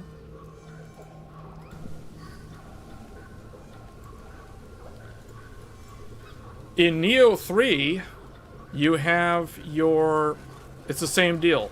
In the Samurai has low stance, mid stance, high stance. But the ninja is brand new. You can transform into a ninja, and the ninja, basically what they did was they took some of the weapons, they classify certain weapons as ninja weapons, and the other weapons are samurai weapons. So they basically split the weapons from Nioh 2 into two categories. They're either a ninja weapon or they're a samurai weapon. So the kind of the thing that I don't like, although I'm pretty sure I can get used to it, is the ninja does not have the low stance, mid stance. He can't do this. He can't have access to the 3 different stances that Nioh is known for. The ninja only has one stance, and he can dish out tons of damage really, really quickly. And he also can't do key pulse the way Samurai can. So Samurai has access to all the things that you could do in Nioh 2. Ninja does not have access to all the things. Ninja is more like a glass cannon style, high damage, high risk, high reward style job in this game. So he still has a ranged and a melee. Samurai, obviously, range and melee. So, you know. So that's how they've kind of changed the game a bit. Also, they don't have the... As far as I know, you cannot transform into your yokai form that you could do in Nioh 2. So we go back to Nioh 2 real quick. Let me see. I don't think I can actually do it right now. Yeah, I don't have the thing. I don't have the thing charged up, so I can't do it. But Nioh 2, you could transform into a yokai. You can't do that in Nioh 3. In Nioh 3, you basically do what you could do in Nioh 1, where your sword glows like a lightsaber and you're invulnerable to damage. Except you can still get hit, you just don't take any damage. So that's the main difference between Nioh 1 and or Nioh 3 and Nioh 2. Or no, Nioh 2 and Nioh 3.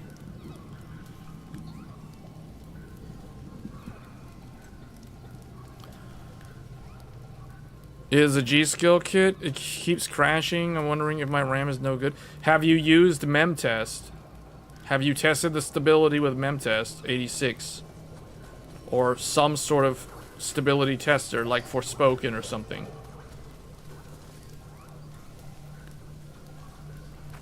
Because it shouldn't be that hard to get working at all. All you do is you load Expo and that's it. And I guess set VSOC. Unless your VSOC, unless that CPU requires higher VSOC than normal, you need to do like 1.25 volts VSOC or 1.23 VSOC. You need to use MemTest to test if you have bad RAM. Also, if you disable Expo, does it work? If you disable Expo, does it run stable? Do the crashes stop? You can use Y-Cruncher if you want, but I recommend MemTest 86 because you don't need to boot into Windows to run it. You install MemTest 86 on a bootable USB thumb drive, and you set that as your top boot priority in the BIOS, and then you go into MemTest 86 and you let it run. We've done a couple of videos on that already. The most recent memory videos that I did feature MemTest 86.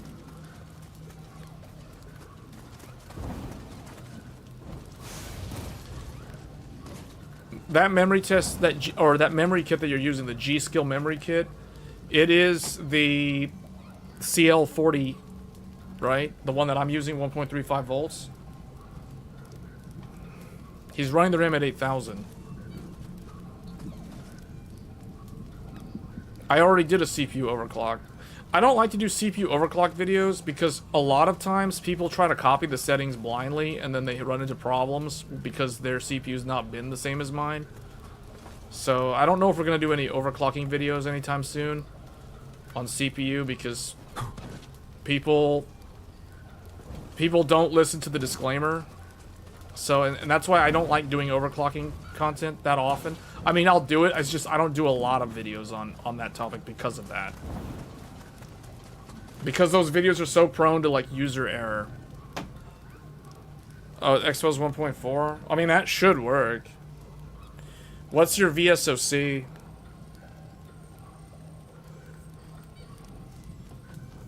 FCLK should be 2,000. Not anything higher than 2,000. There's also 8,000 CL38 1.5. Yeah, but see, the problem with that one is I've never used it, so I can't guarantee it. Like, cause I can't comment on something that I've never tested. Now it should work, but you know, I've never tested it, so I'm not gonna say absolutely yes it works on that motherboard. Unless I've verified something myself, I can't like sign off on it. Oh wow, there is still enemies. Okay. And that thing's still up there. So in Nioh 3, you can do what's called Living Artifact.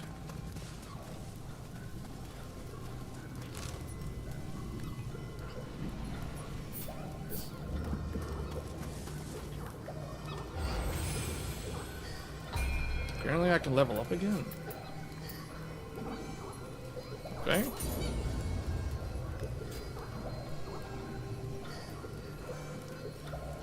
This does look like Rise of the Ronin, and I feel like it does have the same performance drops.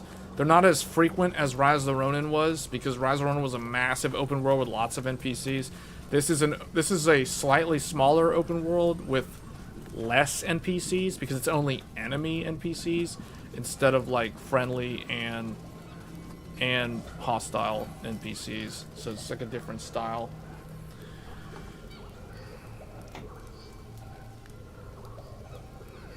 The 8000 stuff is pretty straightforward though. Your VSOC is set to 1.24. Yeah, so your VSOC is like my 9950X 3D. My 9950X 3 for whatever reason needs higher VSOC. I run mine at 1.23 because if I do 1.2 or 1.18, it's not stable. My 9950X 3D. Whereas my other CPU, the 9950X and the 9800X 3D, both of those can run 1.2 volts all day. They can even run lower than 1.2 volts. They can do 1.18. Yeah, for some reason, 9950X 3D requires slightly higher VSOC. That's why I think like on the ASRock boards, they were unstable because ASRock sets really low VSOC when you load Expo. It does like 1.2 max, which is too low for some of those CPUs, and that's why they're unstable. All these people complaining about ASRock motherboards, it's really because the voltages were not high enough. They were too low. But the newer BIOSes fixed that, supposedly.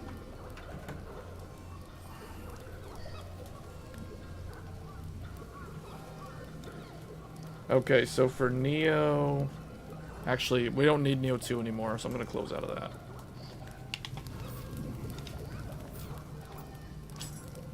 How do I quit out of the mission? I completely forgot how to play this game. I guess return to title screen?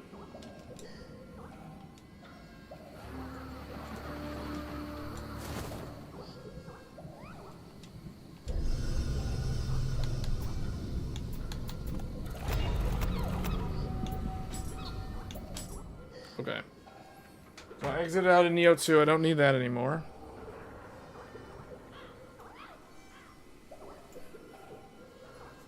You're not having any issues with the Tai Chi? Yeah, I know, right? Like, the ASRock boards are really, really good. In fact, I recommend ASRock boards for those who want to run 4 sticks of memory, especially dual rank. Because I have found those are the easiest ones to get working. Now, ASUS recently... And I may do a video on this for ASUS. ASUS recently put out a new BIOS update, which is incredible. The latest ASUS BIOS for the X870E motherboards features a GISA 1.2. What is it? 1.2.3D or something? Let me look it up. Hold on. X870 Hero. I recently updated this myself, and I was so impressed. I may make a video about it. It is so incredible what ASUS has done. ASUS is having to step up their game because of Microsoft. Like, I don't know if you guys know, Microsoft announced, like, 2 days ago, the Xbox Ally and Xbox Ally X.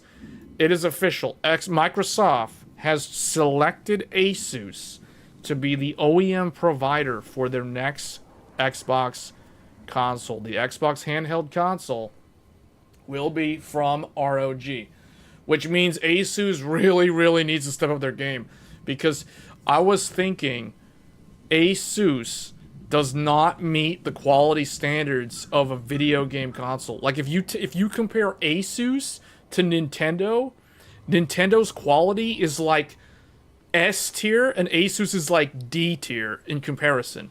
Okay, maybe that's a little bit of an exaggeration, but if you look at like the quality of the Nintendo Switch 2 and you look at the quality of the ROG Ally, oh my goodness, the Nintendo Switch 2 is so much better built than the Ally, and the Ally is more expensive, which is embarrassing. So hopefully Microsoft will require ASUS to step up their quality, because they are not the best performer right now. And ASUS is, I think, the reason why Microsoft selected ASUS, probably because ASUS can provide the sort of volume necessary to meet the Xbox manufacturing demand. I personally don't. I really want to know, like, what made Microsoft select Asus specifically over some of the other OEMs that were providing handheld Windows-based consoles. Like, the others are the MSI Claw and the Lenovo Legion Go. Now, personally, out of the three of them, I think Lenovo is the best choice. So I'm very surprised that Microsoft did not select Lenovo, because Microsoft has partnered with Lenovo in the past to create VR headsets. Lenovo and Microsoft, I think Lenovo, yeah, the what is it? No, okay, hold on. It's not Microsoft at the time. Lenovo has partnered with Oculus, because I know the Oculus Rift S, if I'm not mistaken, was co-developed with Lenovo. And Microsoft may or may not have done something with Lenovo with the Windows Mixed Reality, or one of those variants. So the bottom line is Lenovo has proven that they can do like OEM stuff for Microsoft or for any of those like Windows-based gaming platforms. Also, Lenovo, I think the Lenovo Legion Go is the only one that has a detachable controller option, kind of like the Switch 2's Joy-Con controllers, and the ROG Ally cannot do that. So I'm surprised that Microsoft selected Asus, because if I was whoever made that business decision, I would have definitely looked at Lenovo as a candidate. I'm sure they considered them, but maybe Asus, I don't know, maybe Asus has the better product. We don't know. So, I don't know. Although I do think that Asus already had that controversy where the micro SD card was too close to the exhaust vent and it would overheat and stuff like that. So, anyway, I don't know too much about it. But anyway, Asus and Microsoft are partnered on the next Xbox console, which is coming out later this year. So, which means we are about to move into a new generation. Well, kind of like a half generation of gaming consoles. So this is going to be like generation 9.5 or something. Maybe it'll be the 10th gen. But Switch 2, Xbox Ally X, and whatever Sony's response will be. But Sony's response will probably be like a year or two late. I'm pretty sure Sony is scrambling now to figure out like what to do. They got to do a handheld. They have to have a handheld, like a hybrid-based console. Consoles have to be hybrid. They cannot be the big box like PlayStation and Xbox. Those consoles are like, that's it. PS5 Pro is probably the very last like traditional in-home theater console. From now on, every console, PlayStation 6, the new Xbox Ally, the Nintendo Switch 2, going forward, every single gaming console will have to be a hybrid device that functions primarily as a handheld and secondary as a docked device that can play your games on the big screen. Basically, everyone is going Switch 2 style, because that is the only way that consoles are going to continue to exist and justify a reason for them to be there, because mobile gaming on smartphones and tablets has eroded much of the traditional handheld market, and PC gaming is the like AAA blockbuster alternative, the premium gaming experience alternative to mobile gaming. So consoles kind of sit in this weird like middle zone now where they're like between phone gaming and PC gaming, so they have to be hybrid. That's the way I see it. Every new console going forward must be a handheld hybrid device like the Switch 2 or the ROG Ally.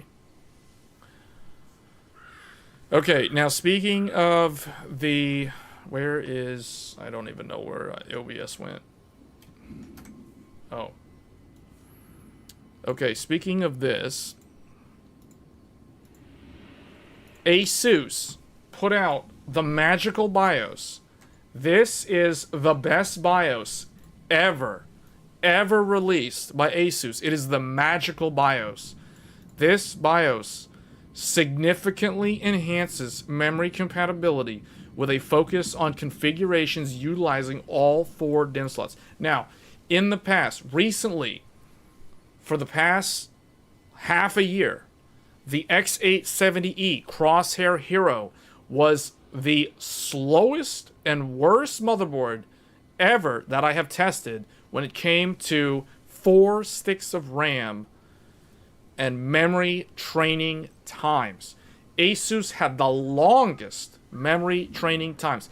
It would take me, on average, 6 minutes to train all 4 sticks of RAM. But thanks to this magical BIOS from Asus that came out May 29th, so literally back when Night Rain came out, it has not only has it updated the Agisa to the latest version from AMD 1.2.0.3D, it also makes the memory training time so fast. The memory training time now is like, if you have 4 sticks of single rank like I do, it literally trains. I need to make a video to time it, but it's like 30 seconds. 30 seconds. 96 gigabytes of RAM, 30 seconds. We are back to like DDR4 memory training times with this magical BIOS from Asus. It is absolutely incredible. Incredible BIOS.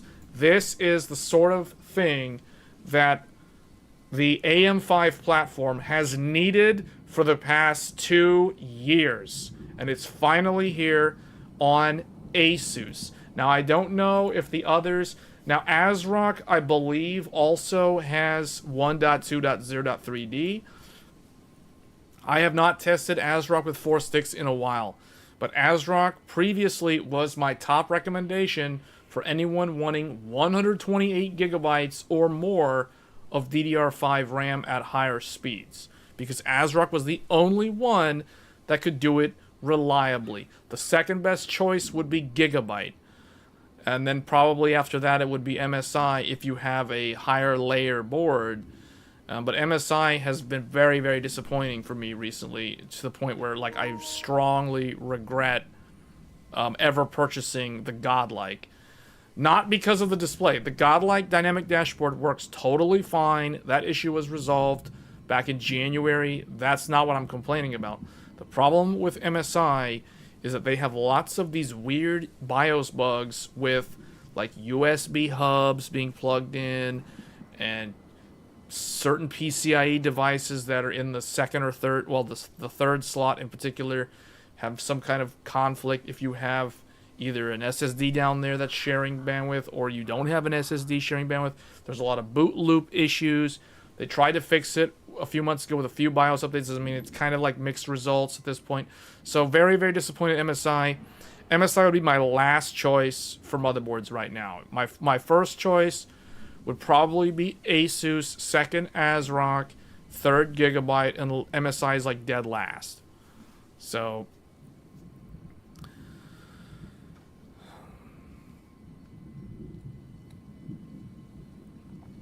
the memory training has been an issue for AM5 with DDR5 for basically since launch.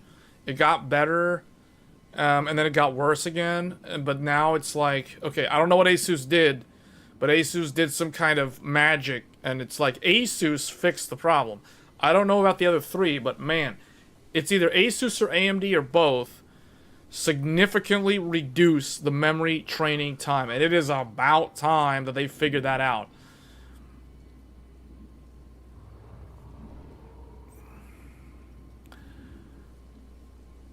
This is the most amazing BIOS ever from Asus. Like, okay, let me say this another way. This BIOS alone made me go from saying, like, ASRock is the top choice. Asus is now the top choice. Like, it's always been Asus and ASRock. Asus and ASRock. For a while, it was ASRock. Definitely for value, it was ASRock. Now, because of this new BIOS, Asus is now number 1.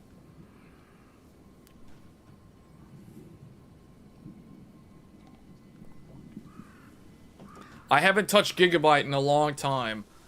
And I saw your message, RK. We may discuss that later, about the Gigabyte motherboards. I have not touched Gigabyte in a long time. There are certain things about Gigabyte that they need to get on board with. Like, they're behind the curve when it comes to, like, features. I'll give you guys a good example.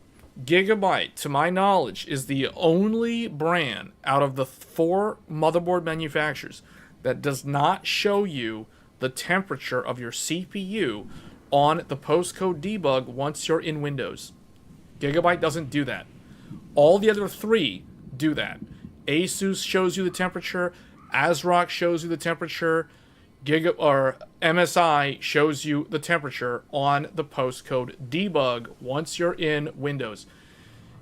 Gigabyte shows you nothing. Gigabyte literally sits there with either 08 or A0 or EC or E1. That's all Gigabyte does.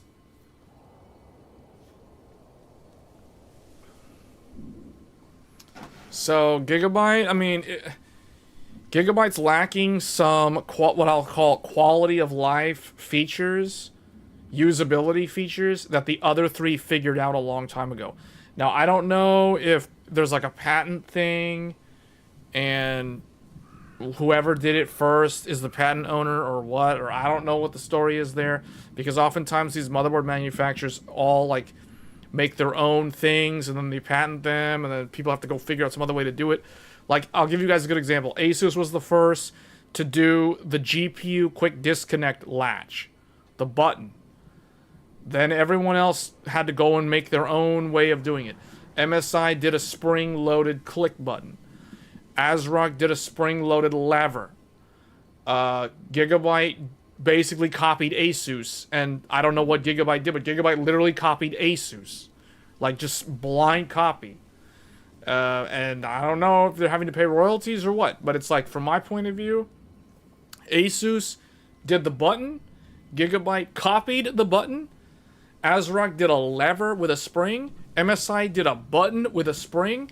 So MSI and ASRock are not copying Asus, but as far as I'm concerned, Gigabyte is either blindly, like blatantly copying Asus, or they did it in a different way that it somehow is not infringing on the patent that Asus has, or something like that. I don't know. It doesn't matter, because Asus went and then did the what do they call it? Like the detached thing that scratches your graphics card.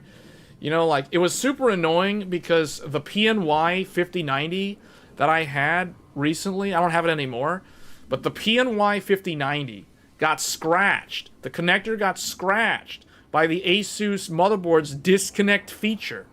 And I was like, really? This dumb motherboard with its stupid quick disconnect scratched a 5090 PCIe connector. Good job, Asus. Because of that, the Astral is never going to be paired with the Crosshair Hero. It's going to have to go in like the Godlike or the Nova for fear of scratching the PCIe connector. So, yeah, not a good thing for Asus. I will say that it is very convenient when you want to remove the GPU, but I would rather have the traditional button than the stupid, oh, scratch your PCIe slot on your GPU. So, because I've got like 3 graphics cards that all have scratched up connectors thanks to the Asus quick disconnect. The PNY, which I don't have anymore, the Intel A380 is scratched multiple times. One of my HD 7900 XTX, not HD, the RX 7900 XTX, one of them, I think the Red Devil or whichever one was in there, is scratched. It's all scratched up. So, because of the issue with the Asus quick disconnect. Look it up. Google it. Asus scratching PCIe slots on GPUs. It's very easy to find that. So the dumb Asus This is the stupidest thing about the X870 and also the Z890. Z890 Intel Asus motherboards do the exact same thing. My Intel Arrow Lake motherboard, it's an Asus Maximus Hero, same thing. That thing scratched up my reference 7900 XTX reference AMD card really good, man. It's got scratches all over it. Good job, Asus. Yes, it's the tilt. It's the tilt and lift. When you tilt it, you scratch it. It's when you tilt and pull up, it scratches it. Because there's a piece of sharp metal in there that pushes it up. And that thing scrapes your PCIe connector. Just look it up. There's pictures all over the internet about it. Thanks, Asus. Scratching up all the GPUs. Alright, so basically the point is no motherboard manufacturer is perfect. None of them are perfect. Asus has this magical BIOS, but oh boy, does it love to scratch up those GPUs when you remove them. Doesn't really affect most people, but it affects someone who reviews graphics cards and has to pull them out of the motherboard often. So because of this, because of that stupid problem with the ROG, I don't use the ROG as the test motherboard. I use the ASRock Nova for that reason. Because the ASRock Nova has the regular lever with the spring load, and I don't have to worry about scraping up all those test GPUs.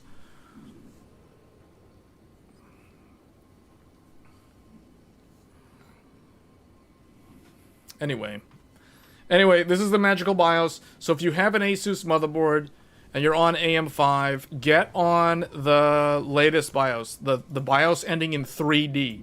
It is so good. It is so good.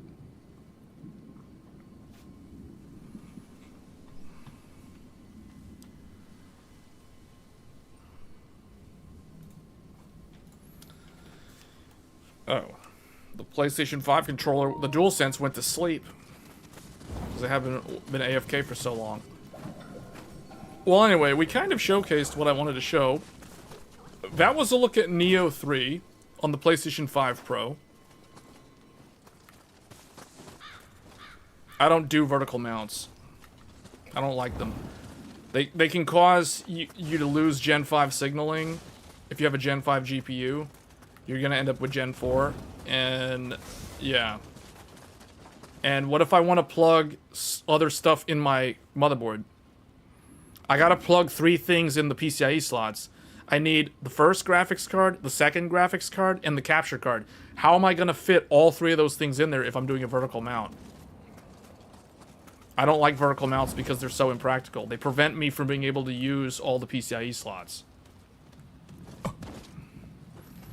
I mean, it's good for someone who's just building like a, you know, regular gaming PC. It's not good for a power user like me that actually uses the computer with like a whole bunch of functionality. I need 4K capture cards. I need multiple graphics cards. You know what I'm saying? I'll never do risers for that reason.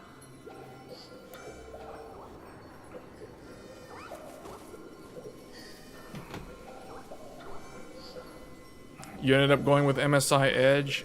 Had to do white because some of the parts I wanted were out of stock. I mean, MSI's fine. I'm just like, okay, if you have an MSI board... Okay, here's the thing about MSI. Carbon and Edge don't have a problem. It's the Tomahawk and the Godlike.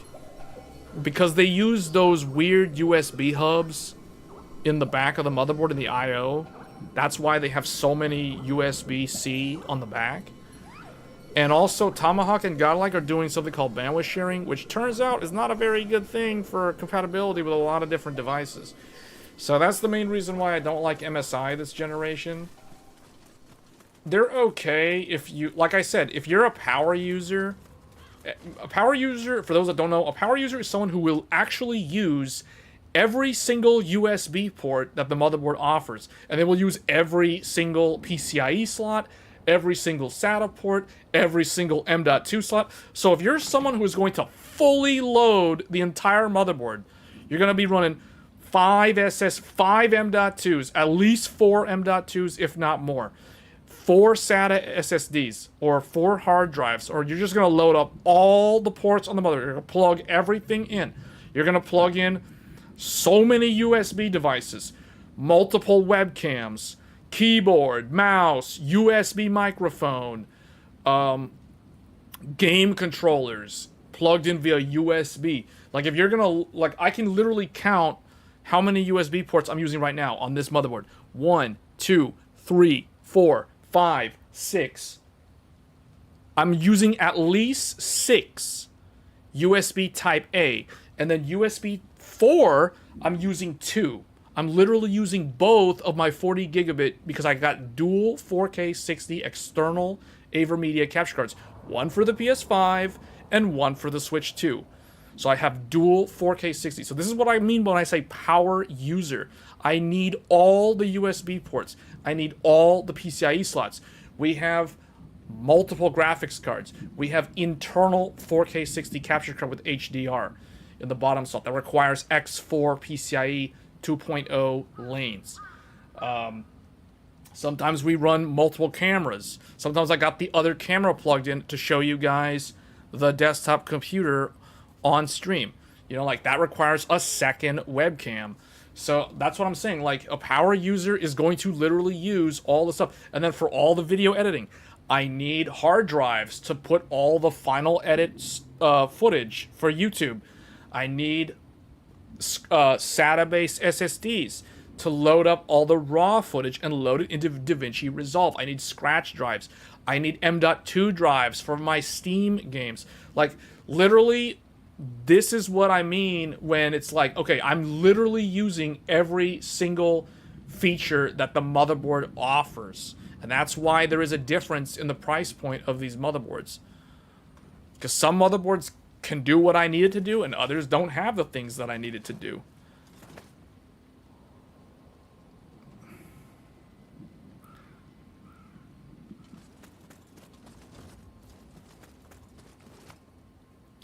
We may be looking at Threadripper in the future when the Zen 5 Threadripper comes out.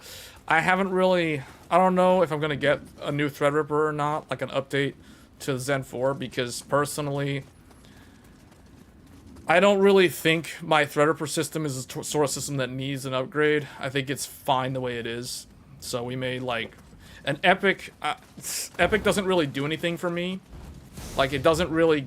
I don't really benefit from Epic as a power user. It doesn't really do anything, so we're probably not going to do anything with Epic. Tomahawk resolved some of the issue with X870E 2 chipset model.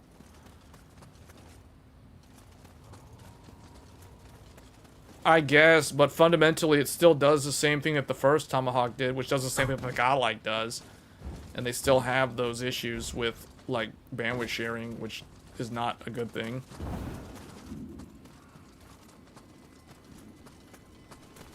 Yeah, HEDT, I don't know, like, I keep thinking, man, maybe I should just, I don't know, like, the Godlike is nice in that it does everything that I need it to do. Except I really wish MSI would double down on their BIOS and, like, make their BIOS really, really good. Because their BIOS feels like it is constantly in need of updates.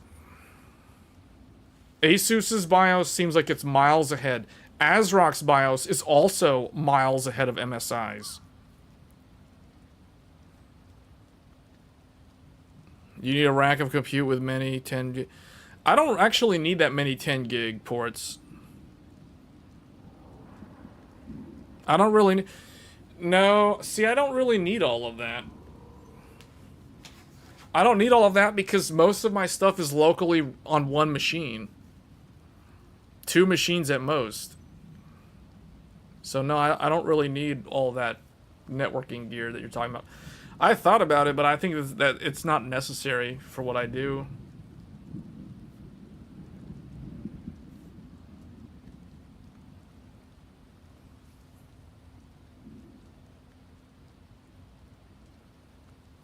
Yeah, but see, that KVM, those are the sort of things, you plug that into the MSI motherboard, depending on the USB port you plug it into, you're going to have problems.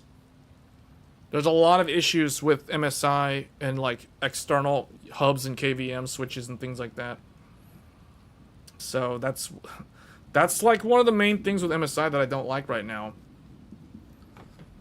So, but MSI is okay. Like, I'm just saying MSI could be a lot better than they are. They're not terrible. They're not great. In my mind, MSI is just like barely average right now with their BIOS. And which is disappointing for someone who spent money on the Godlike. Because you spend that much money on a motherboard and then you constantly feel like it needs BIOS updates. That's not a good feeling. It's certainly going to impact my, you know, like in the future when I upgrade to another platform, like for example AM6, or whatever the Intel platform is. My experience with MSI certainly will make me second. I'll consider Gigabyte again. Let's put it that way. That's not good for MSI to hear that. But I mean, I gotta tell the truth, guys. Like I don't get review samples. I purchased the Godlike with my own money, and I'm not satisfied with it. Frankly, I am not satisfied with the Godlike. For the amount of money that you spend on the motherboard like that, to feel like it should be better, is a very disappointing feeling. And it will definitely impact my decision when it comes time to upgrade in the future to another socket. Like when AM6 comes out, for example. I don't know if MSI is going to be on my short list in the future. They might be on, they might be number 4. It'll be like Asus, ASRock, Gigabyte, MSI in that order when considering a new motherboard in the future. I mean, Gigabyte, so here's the difference. Because I did have issues with my Gigabyte motherboard. Gigabyte, like, at least tried to troubleshoot and work on the issues, even though I had very mixed results with them in fixing some of the things. MSI just straight up tells me, we don't test third-party peripherals. Okay, well, yeah. So you don't test third-party peripherals. So how do you know if a keyboard works with your motherboard if you don't test it? You know what I'm saying? Like, that was the dumbest response that I got from MSI. So it's because there was an issue with the AverMedia capture card in the PCIe slot. Sometimes the PC would boot up and the capture card would never initialize. So the capture card would sit there, connected to the motherboard, and blink red the whole time. It would just blink. And Windows doesn't detect it because the firmware on the BIOS never loaded it. It never initialized the capture card. So I would have to reboot the computer, and it's like a coin toss of whether or not it's going to work. Sometimes it works fine, sometimes it doesn't detect. And it's not an issue with AverMedia, because if I take the card out and I plug it in ASRock, in the Nova, or I plug it in the Hero, guess what? It works fine every single time. So that points to MSI being the root cause, not AverMedia. And it was working fine in my Gigabyte motherboard for 2 years, so it's definitely not AverMedia. And I try to tell MSI this, and I even tell them, hey, your competitors, like, AverMedia works fine with your competitors. You need to fix it. And they're like, we don't test third-party peripherals. And I'm like, okay, that's the dumbest response. Okay, so you're basically telling me don't buy MSI in the future because you don't test your motherboard with their, like, that's, you see what I'm saying? It just leaves a bad, it's really bad, it's a bad look in the customer's mind when they hear that type of response. And the thing is, with me, I have access to other vendors, like other brands. Like I just said, I can test with ASRock, I can test with Gigabyte, I can test with Asus. Oh, all three of them work 100% of the time. That means it's an MSI problem, not an AverMedia problem. But I imagine a lot of consumers, a lot of average people who build a computer, they only have access to what they purchased. Like if, let's say someone bought an MSI Tomahawk or a Godlike or whatever, and they don't have Asus, they don't have another motherboard just laying around ready for them to test just in case, to verify if there's a difference. So I can imagine if somebody runs into the same problem, they're going to think, okay, maybe it's a defective AverMedia capture card, you know? So they're going to want to like RMA with AverMedia. They're going to deal like 2-3 weeks of that RMA process. They finally get the new one in. Guess what? Same exact problem, because it's not an AverMedia problem. So it creates like unnecessary anxiety, unnecessary stress on the customer, on the consumer's endpoint, where it's like, really, it's ridiculous. So this is the reason why MSI is dead last for me right now when it comes to motherboards. You're gonna get the Phantom Nova. Yeah, man, Nova's great. Nova, everything works. Everything works. The only problem with the Nova is there's no X4 slot. It only has an X2 PCIe slot. Like, that's the biggest downside, in my opinion, of the Nova. Otherwise, that is, like, still the best value motherboard on the market.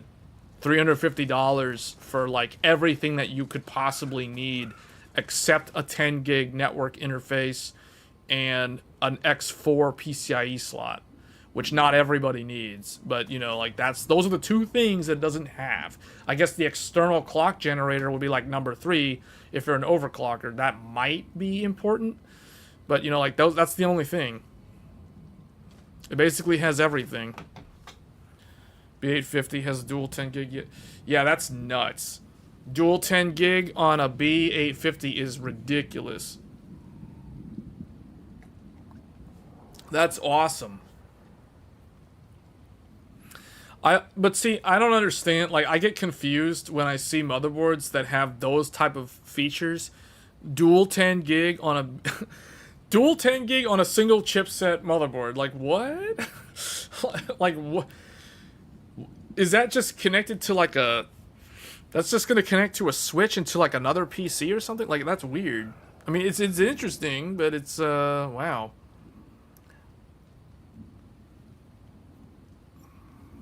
ASRock is really, really good this generation. All this controversy surrounding ASRock motherboards these days, like with people thinking that ASRock's killing CPUs, in my mind, that's a bunch of nonsense. To me, that's all user error, because, like, I have been using the ASRock Nova for months with the 9800X3D, and I have never once experienced any of these problems. Now, I recognize that I'm just one person, and maybe there's some people out there that are having these problems, but, you know, what are these people doing? Because Gamers Nexus already looked into it. They bought like a Gigabyte board off of somebody, and guess what? User error. Customer-induced damage. And they interviewed the ASRock guy, and same thing. He said in the interview that some of the cases were customer-induced error. Some of the issues was the voltage was too low, which I already said that months ago. You know, like, they were setting VSOC way too low for certain Expo profiles and XMP profiles, and that's why people weren't running stable. But that's not going to kill a CPU. That's just going to cause a blue screen crash. You know what I'm saying? So it's like, that's not really killing any hardware. So, I mean, I tested ASRock with the 9800X3D for months. I tried cranking Expo to like 8,000 with unnecessarily high 1.4 volt voltage, and nothing happened. The only difference is the memory runs hotter. So it's like, there's no point, but that's not going to affect the CPU. So I don't believe that there's any systemic widespread problem with ASRock motherboards.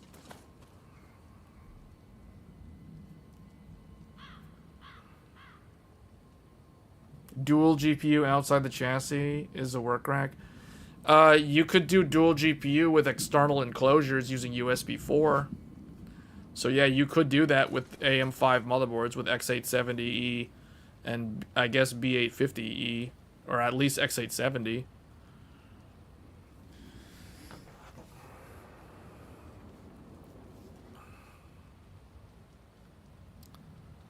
But anyway, I mean, this is all good discussion, but I think at the end of the day, like, what I want to see from the other three brands, not Asus, ASRock, Gigabyte, and MSI, I want to see all three of them somehow figure out whatever Asus figured out when it comes to memory training with 4 sticks of RAM, because, oh boy, Asus found the holy grail, and their motherboards are so fast at memory training now that it's almost like it's back to DDR4.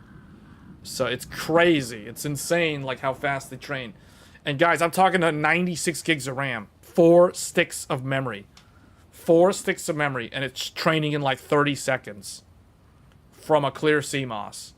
That's insane. And you load Expo, 30 seconds. Memory training. Now, I'm someone that uses memory context restore, so all the subsequent boots are even faster. But I'm just saying, like, memory training and overclocking memory, Asus went from, like, last place to, like, first place. Because Asus was taking, like, 6 minutes to train, whereas the Godlike would do, like, half the time with the same amount of memory. Now Asus is just, like, number one, fastest on the planet when it comes to memory training. You know, it's interesting, like Intel, Raptor Lake also had long memory training times when you're running 4 sticks of RAM. So 14th gen, 13th gen, 12th gen on DDR5, all those take long to train memory. They didn't take like 6 minutes to train, but they weren't like, you know, 30 seconds. They would take a while to train if you had 4 sticks of RAM. Similar to AM5. But not as bad as like how it was with the previous Asus BIOS. The previous Asus BIOS was just terrible with memory training. But Arrow Lake, Intel's current gen CPU, Arrow Lake, aka Intel Core Ultra, that trains pretty quick with DDR5 with 4 sticks. Now I was testing CKD, meaning clock redriver based CUDIM. I was using CUDIM on Intel, and the CUDIM, the clock generator, does help speed up memory training because it is amplifying the signal. It's literally regenerating the signal for the clock. And 4 sticks on Intel trains pretty fast. What I want to know is, does Asus with the new BIOS match Intel with CUDIM? Because Intel CUDIM trains pretty fast with 4 sticks. Now Asus with a Magic AMD BIOS, can that get close or match the Intel CUDIM? We're talking 4 sticks of UDIM on AM5 X870E Hero versus 4 sticks of CUDIM on Z890 Maximus Hero. So it's an apples to apples comparison. We got Intel and AMD. One has CUDIM, the other one does not. And they're both Asus Hero motherboards. So I wonder, I'm going to guess, well, I don't know, because Asus, the new AMD BIOS is real fast. Real fast.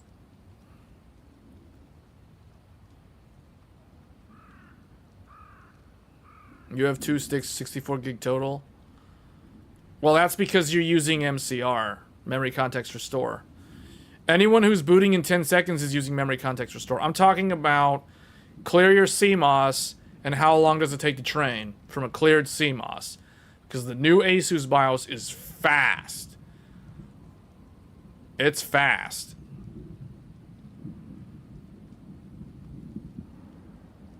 But Arrow Lake is pretty fast, at least with the Asus, with CUDIM. Yeah. So, Intel, remember, Intel is ahead of AMD when it comes to DDR5 memory controller. Intel's like 1 generation ahead of AMD. because Intel started DDR5 with Alder Lake back in 2021.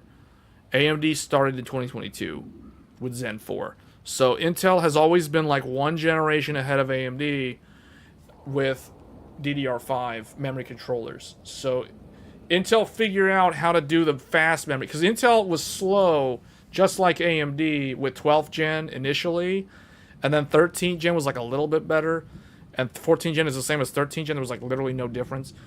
But Arrow Lake is significantly faster. Like Arrow Lake with, now I'm trying to remember if UDIM was fast. I know QDIM is fast. QDIM is very fast at training DDR5.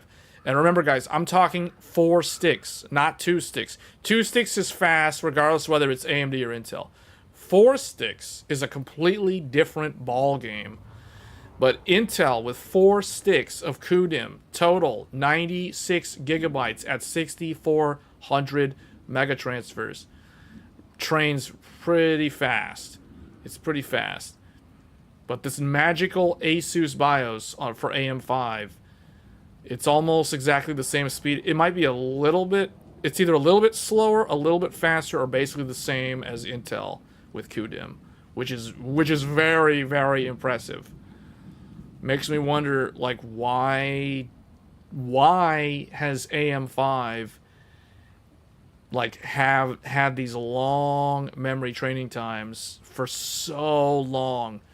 Because 12th gen had long memory training times, but after 12th gen and after like newer motherboards on the Intel side, like Intel didn't really have terrible memory training times unless you were trying to do like 128 gigs of RAM or more. Then it was like worse than AMD. It was actually longer to train than AMD. But if you were doing like 96 gigs on Intel, 64 gigs on Intel, or 4 sticks on Intel, 4 single rank sticks on Intel, it was faster than AMD. But now, I don't know, man.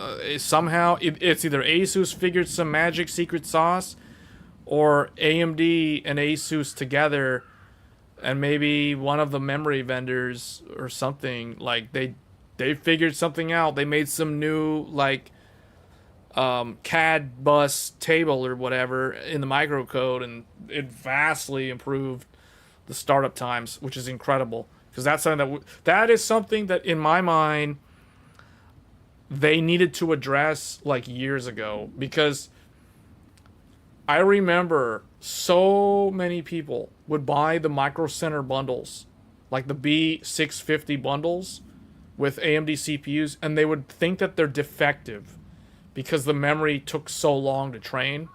So they would just go back to the store and return the motherboard and get another motherboard, and then still have the long memory training. And they think the CPU, like I talked to the Micro Center sales guys about this multiple times, and they're like, yeah, we get so many returns. We used to get so many returns for AM5 motherboards because the customer didn't know that the memory training takes longer than DDR4.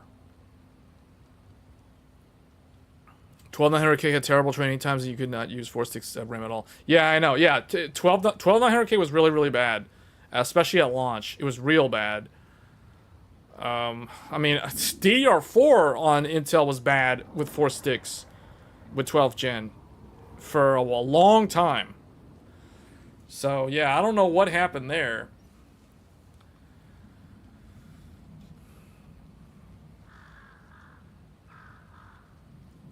But I remember, like, the salespeople tell me, like, yeah, people keep coming in returning all the AM5 stuff because, and I'm thinking, like, that's gonna hurt AMD's reputation. So they really need to prioritize the memory training because I was thinking to myself, the average consumer is not used to booting up a server. Servers take a long time to boot up, because they've got all the initialization processes. And when I first built the AM5 system, I was like, man, this feels like a server. It's like super slow to initialize everything on the postcode. The other thing that was causing a bunch of returns, because all the motherboard people were putting no postcode debug. They were like putting like little lights on the motherboard, thinking that people can figure out what's happening with little LEDs that blink.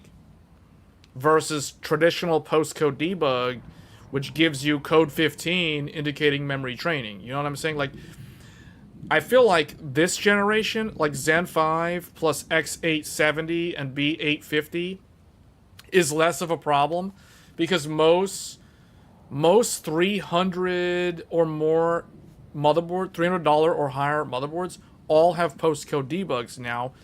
That way, the user, they see code 15, they can Google code 15, and they'll immediately find like Reddit threads saying, oh, that's memory training. It's totally normal. Just wait for it. So that solves so many issues with unnecessary returns, thinking that you have defective hardware. Whereas with Zen 4 and B650, especially B650, because B650 like literally had no postcode debugs, unless you were buying like a $350 B650E. And a lot of X670 also didn't have postcode debugs unless you were spending $500 or more on a flagship motherboard. And because of that, like, man, I can only imagine like the number of returns due to memory training, meaning there's no actual physical problem with the hardware. It's simply just memory training. So it's a huge problem. There was a massive problem. Intel, I'm not sure because, okay, the difference between AMD and Intel, if someone bought an Intel board that didn't have postcode debug and it was long memory training, if they stuck like 4 sticks of DDR5, good luck. They're going to probably do the same return problem on the Intel board. But the difference is AMD does code 15, meaning memory training. Intel would like flash different codes. You'll see a lot of like C1, C5, A3, 91, Intel 68. Intel will flash a bunch of like postcodes periodically to indicate that it's doing stuff, to indicate that it's doing memory training or it's doing some sort of process. AMD will sit there with code 15. Now, the newer AMDs don't do that. Threadripper doesn't do that. Threadripper behaves a lot more like Intel. You'll see like C1, C3, C5, A4, you know, code 90 something, code 80 something. Like Threadripper and Intel, like they flash a bunch of postcodes. The newer AMD, so like if you're someone who has an 8700G, like the 8700G has a newer memory controller than the one that the Zen 4 and the Zen 5 CPUs or on desktop are using. So that one also behaves differently. Like the 8700G does not sit there with code 15. It's doing like A3, AF, 91, it's like 68. It's doing all those other codes just like Intel and Threadripper. So I guess like if you have a postcode debug, you don't have a problem because you at least you have visibility into what is actually going on. That is the reason why I will never recommend a motherboard that does not have basic postcode diagnostic visuals to indicate to you what is going on. Because if you just have a motherboard that has a little light that blinks, or like a light that literally, like an amber LED, if it's ASUS, you get an amber LED that says DRAM, and you gotta wait for your little amber yellow LED to finish. It has a turn off and then the red LED comes on, then the white LED comes on, and then the green LED comes on. That is the ASUS method. If you don't have a postcode, you gotta wait for the amber LED to finish indicating memory training. But a lot of people don't know that. Now, it's even worse on the other vendors, because the other vendors, Gigabyte literally has a red LED, meaning memory train. All of the Gigabyte LEDs are red. So it's like, and red usually to the average Joe probably means something is wrong. So Gigabyte had the highest returns at Micro Center. The Gigabyte B650 Gaming X, which is one of Micro Center's classic bundles for AM5. They literally have like hundreds and hundreds of gigabyte returns of B650 because people turn it on. And the first thing that happens is the red DRAM LED lights up, indicating memory training. And it'll sit there for like 40 seconds and then it'll go. But if someone's not going to wait 40 seconds because they have OCD or whatever, and they're like, man, my old computer only took like 15 seconds. What's going on? It's defective. It's defective. I need to return it. I need to exchange it. So that's the biggest problem for Gigabyte, because it's like red LED, they think it's something bad, when literally it just means memory training. ASRock, they have two LEDs. They have a red LED for the power, and then they have like a red LED that blinks, indicating memory training. So what's interesting is all four of these brands do things differently to indicate memory training if you don't have a postcode debug. Maybe this is a topic that I should have done a video on like 2 years ago. Maybe I should make this video, because it's like, it'll be an interesting video to show how every single motherboard brand handles memory training differently if they don't have a postcode debug.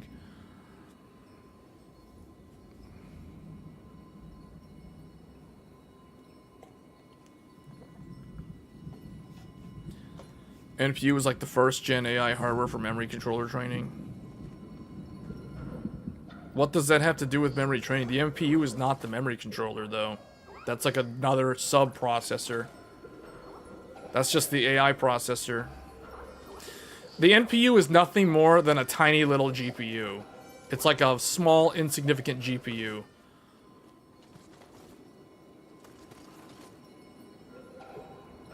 Well, it's more than just SerDes. It's more than the SerDes powering up. No, the SerDes is part of the protocol, but that's not the only thing that's happening.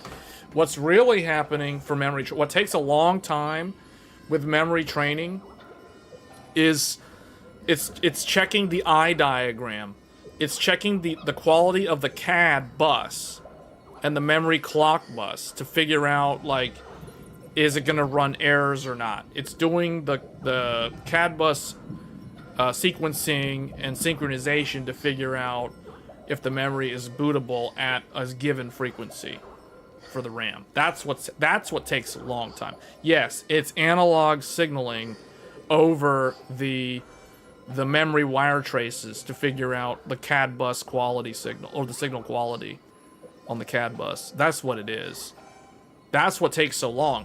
So what I don't understand is, like, does AMD just have some stupidly high number of test tries that it has in the BIOS? Like, it's like, do we need to do the CAD bus like 10 passes or something, and then say yes, it's good, and then boot to Windows? Like, I don't know, like, if that's what it was, but it's stupid because it's like Intel's like, let's do 2 passes. All right, we're good. Go to Windows. Who cares if it's unstable? Whatever. That's the reason why Intel will boot up pretty quick, but if Intel's unstable, if your RAM is unstable, oh boy, do you risk OS corruption on Intel if it is not stable.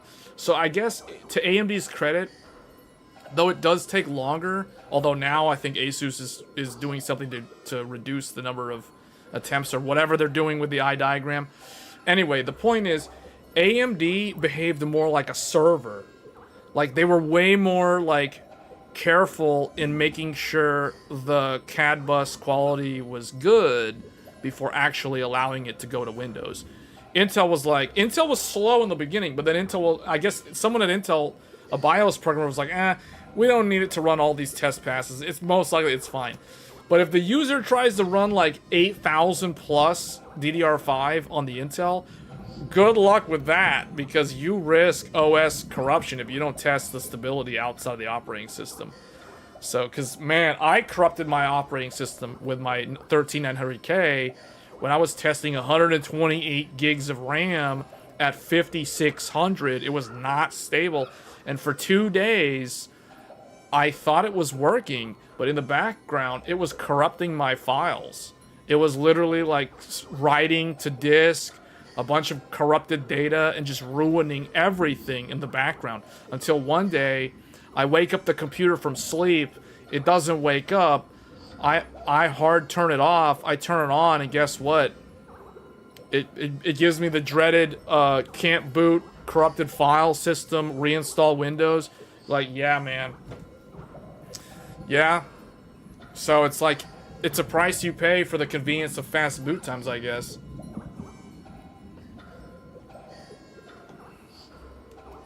Anyway, that was an interesting discussion. But we're going to have to call it quits here. So we have been streaming for over 2.5 hours now. I was able to showcase the Nioh 3 demo. It was fun playing this. I'll be playing a lot of this next year. This was kind of a preview of what's to come in the first quarter of 2026. This game's demo will be available on PlayStation 5 until the 18th of this month. So if you have a PlayStation 5 and you like action games, you should definitely download this demo while you can and check it out. It is a multiplayer game. It can also be played fully solo in single player mode. The first time we streamed it, we showcased single player mode, and on this stream we showcased multiplayer mode, which I actually prefer playing it with other people. I think it's a lot more approachable that way, and it's a lot more fun too, especially if you're playing with friends on voice chat in expedition mode.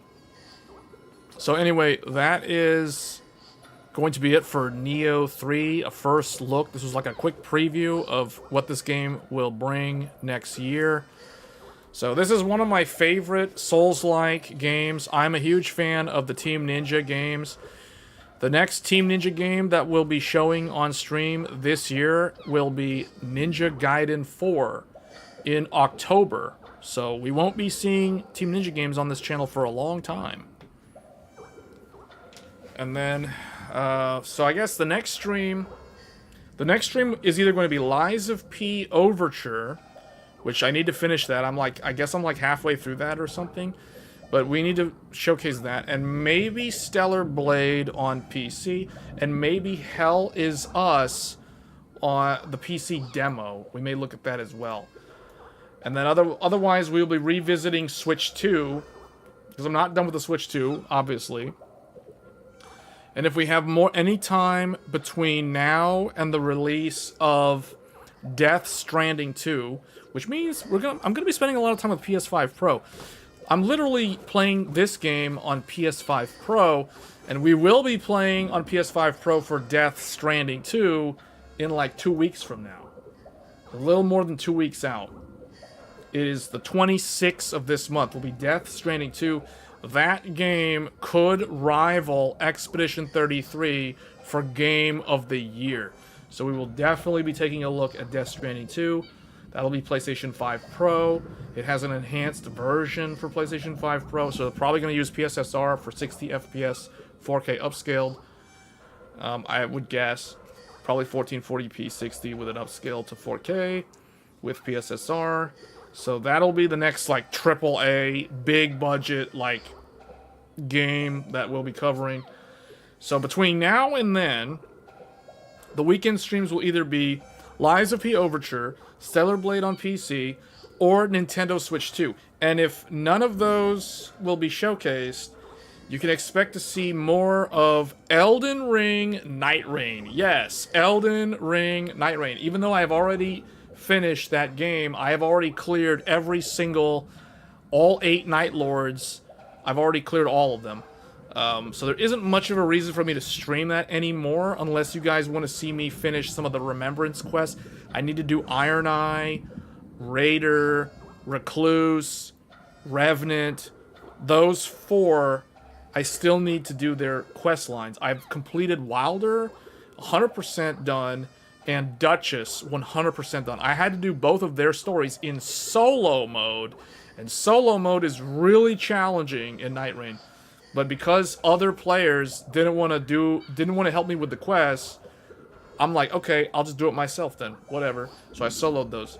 But yeah, some of them require like multiplayer. So we're gonna do Night Rain possibly, if time permits me to do that. Otherwise, Switch 2 up until Death Stranding 2. And then next month, looking ahead, we'll be streaming Donkey Kong Bonanza on the Switch 2.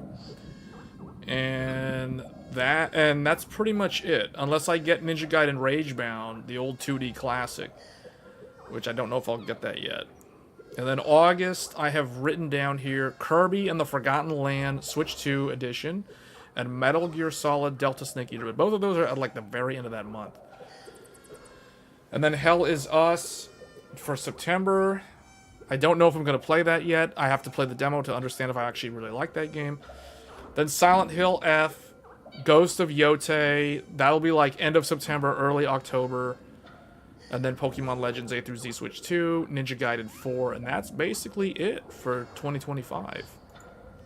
In terms of game coverage on this channel.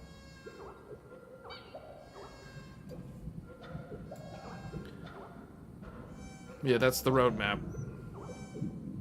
That's the roadmap. So if you like any of those games, and or if you're not going to get those games and you want to see what they're all about, then you can tune into the weekend live streams.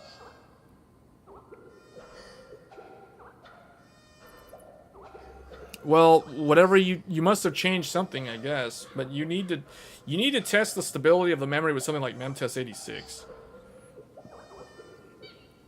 Horizon Zero Dawn is not a good. I don't think that's a good benchmark for memory testing. If you want to test a game for memory stability, you need to test Forspoken. Forspoken will tell you if your RAM is unstable within like 10 minutes. Oh, you're on the latest BIOS? Well, the latest BIOS might help. The latest BIOS has done a lot of things. It's a magical BIOS. Also call it editorial schedule for Publishing Powerhouse. Okay, yeah. Well, that's for the gaming content. We don't have a lot of, like, hardware stuff this year, if you guys have realized by now. Like I said back in January, all of the big hardware releases are front-loaded.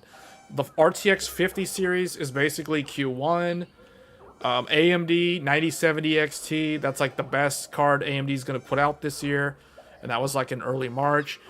And that's RDNA 4's flagship, because there's no higher-end card. I mean, Intel might put out a rumored B770, but that's only going to be as fast as an RTX 4070. So that's really nothing to get hyped about. Meaning it might be a little bit faster than the 5060 or 5060 Ti, if I'm not mistaken. If we could go back to Tech Power Up here. Let's go look at this real quick, and then we're probably going to have to close the stream. So, RTX 4070. This will be as fast. If Intel does put out a B770, an ARC B770, it'll be almost as fast as RTX 4070. So let's see. How does that compare to AMD's 9060? So that means it could be almost 20% faster than AMD's 9060 XT. And 12% faster than NVIDIA's 5060 Ti. If Intel can put that card out. Because I expect that card to be somewhere close to an RTX 4070 or a 6800 XT. But knowing Intel, it may only be as fast as a 6800, which means that Intel's fastest card might be able to match NVIDIA's 5060 Ti. At best. It'll be a little bit faster in the absolute best case scenario. It'll beat the 5060 Ti and the 9060 XT, but it will still be slower than the 9070 and the 5070. It'll be about like 25% slower than those cards. So just to give people an idea, that might be the only remaining major graphics card coming this year from Intel. Otherwise, I think that's it for hardware. I mean, unless you want to build a Threadripper Zen 5 is coming in the end of the summer. So like August, September, somewhere around there, where there will be new Threadripper CPUs using the Zen 5 architecture. So if you're going to build an HEDT, you're going to want to wait until the fall, most likely, for the AM5 refresh for Threadripper. 5080 24 gigabyte. I don't think that's coming until Q1 of next year. Do you know when that's coming out? I think that's January. So I wouldn't I don't really know when that's coming out. I would guess it's early next year. Or very, very end of this year. Like December of this year. Or maybe November. At the absolute earliest. That will push that. Yeah, well... Yeah, see, I'm thinking that's Q1. That's Q1. NVIDIA's not going to launch Supers in the same year that it introduced 50 series. So that's definitely next year. So anybody waiting for 5080 24 gigabyte, you're going to be waiting until this game comes out on PC next year. And by this game, I mean Nioh 3. You'll be waiting for this game to be playable on PC if you want a 5080 24 gig. And at that point, no one's going to care because 60 series comes out the end of that year. And AMD's big RDNA 5, which will be rivaling the 6090 and will surpass the 5090. That will come out next year as well. So I don't think anyone's going to really care about the 5080 24 gig.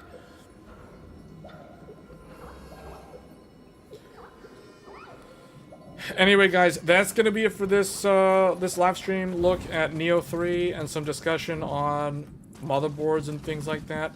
We'll see what happens with the Xbox Ally and Xbox Ally X, which will come out in the holiday season this year. So we may do some coverage on that. But otherwise, we're done with hardware, and it's mostly going to be like gaming for the rest of the year. So... thanks for tuning in. If you're new to the channel, do get subscribed if you like these free open forum discussions where we talk all things PC DIY and gaming. And we do a live stream show every Thursdays called Tech Thursdays, which we literally just talk about technology stuff like the whole live stream. So it will not be like this. I'm not going to be streaming a game. It'll be fully dedicated to discussing all things related to tech. So if you like that sort of thing, you definitely want to check out Tech Thursdays. Ryzen AI already launched. You're talking about the laptops. Yeah, that already launched. That's all. At this point, Ryzen AI just needs like laptops that actually are worth buying. That's all it needs. Like AMD needs to partner up with like all the OEMs to get Ryzen AI Max in like everything. But anyway, guys, that's going to be... we may talk about that, I don't know, like in a few weeks or whatever. That's going to be it for this stream. Thanks for tuning in, and I will see you guys on Tech Thursdays this week. Until then, take care, and I'll see you then. Bye.